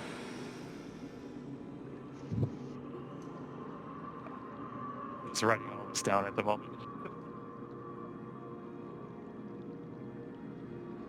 Just for shits and giggles, I want to like grab Morndar by his scruff and like start dragging him over to one of the two that are petrified. I want to like try rubbing him up against one of the petrified people. Will you let go of me? You got stomach acid all over you. We can at least use this to our advantage. Why don't we try this? Has the same consistency as the acid. The way I say we don't have many options. Who do we want to use it on? Let's see, we have the dragon who hears voices, and we also have Garion. Oh, I was waiting for more, but I guess that's it. Okay. You tell me which one's the most vital teammate. As you are thinking this, for some reason, Aylar, you're hearing the song, I can show you.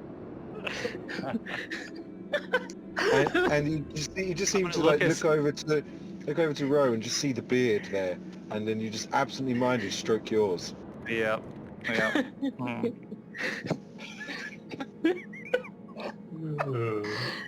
Yep, that's what I'm gonna do. Pour it all over. All right, not even a dex check. Cool. You pour the entire contents over Ro. That's not what I meant. Montgomery goes, I think it was... Oh. I think that was enough probably for like 5 people. Never mind, Aylar. Doesn't matter. I'm sure there's more in this room. So I guess Rose okay. She's still in a rage, so she just kind of swings her hammer. and definitely just bites, just takes off the head of Garrett's statue and yeah. I'm gonna grab the towel that was on the basilisk that it just kind of like shook off. I'm gonna start wiping her down with it. That's a quite cool idea. What are you doing? You managed to soak up quite a lot of the basilisk fluid. And I'll put it on Garion. Rub him down with it. Sure. Like, it takes you a while, but after 5 or 10 minutes, it's like you're rubbing the stone off. And eventually, after some serious elbow grease, Garion, you slowly start becoming less of a statue and noticing that Aylar is giving you a rub down.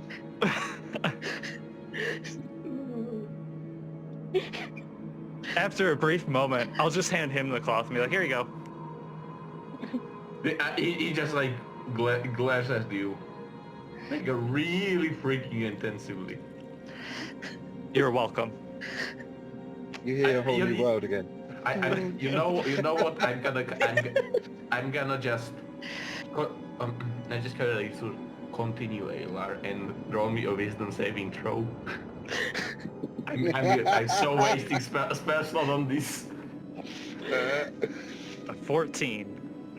Come on, you bastard. That's what you needed, I gathered. No, you need a 13, so... Okay. That close.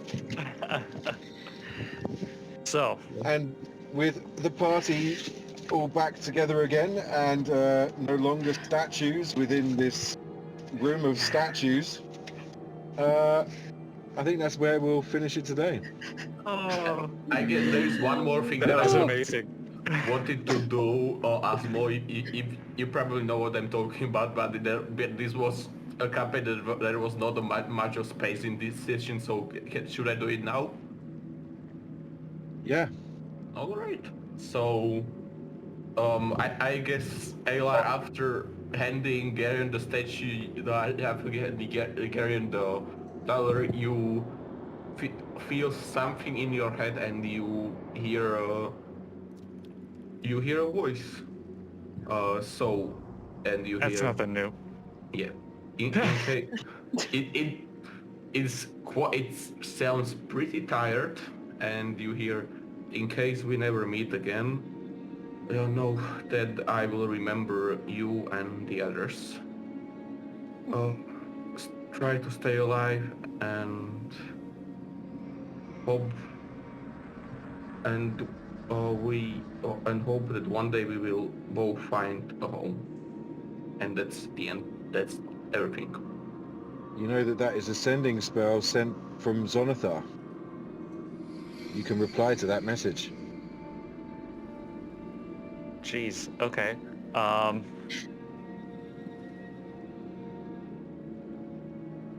gonna say it out loud, and all I'm gonna say is, "Am I being haunted by Zonathar right now?" That's what I'm gonna say. You're gonna be just hearing this in your head. Well, that would be part of the chorus now, wouldn't it? And he's just gonna like frantically like freaking out, like his pupils are probably like super dilated, and he's probably like breathing like really heavy. Don't worry, Radar. Everything will be all right. Freaking out right now.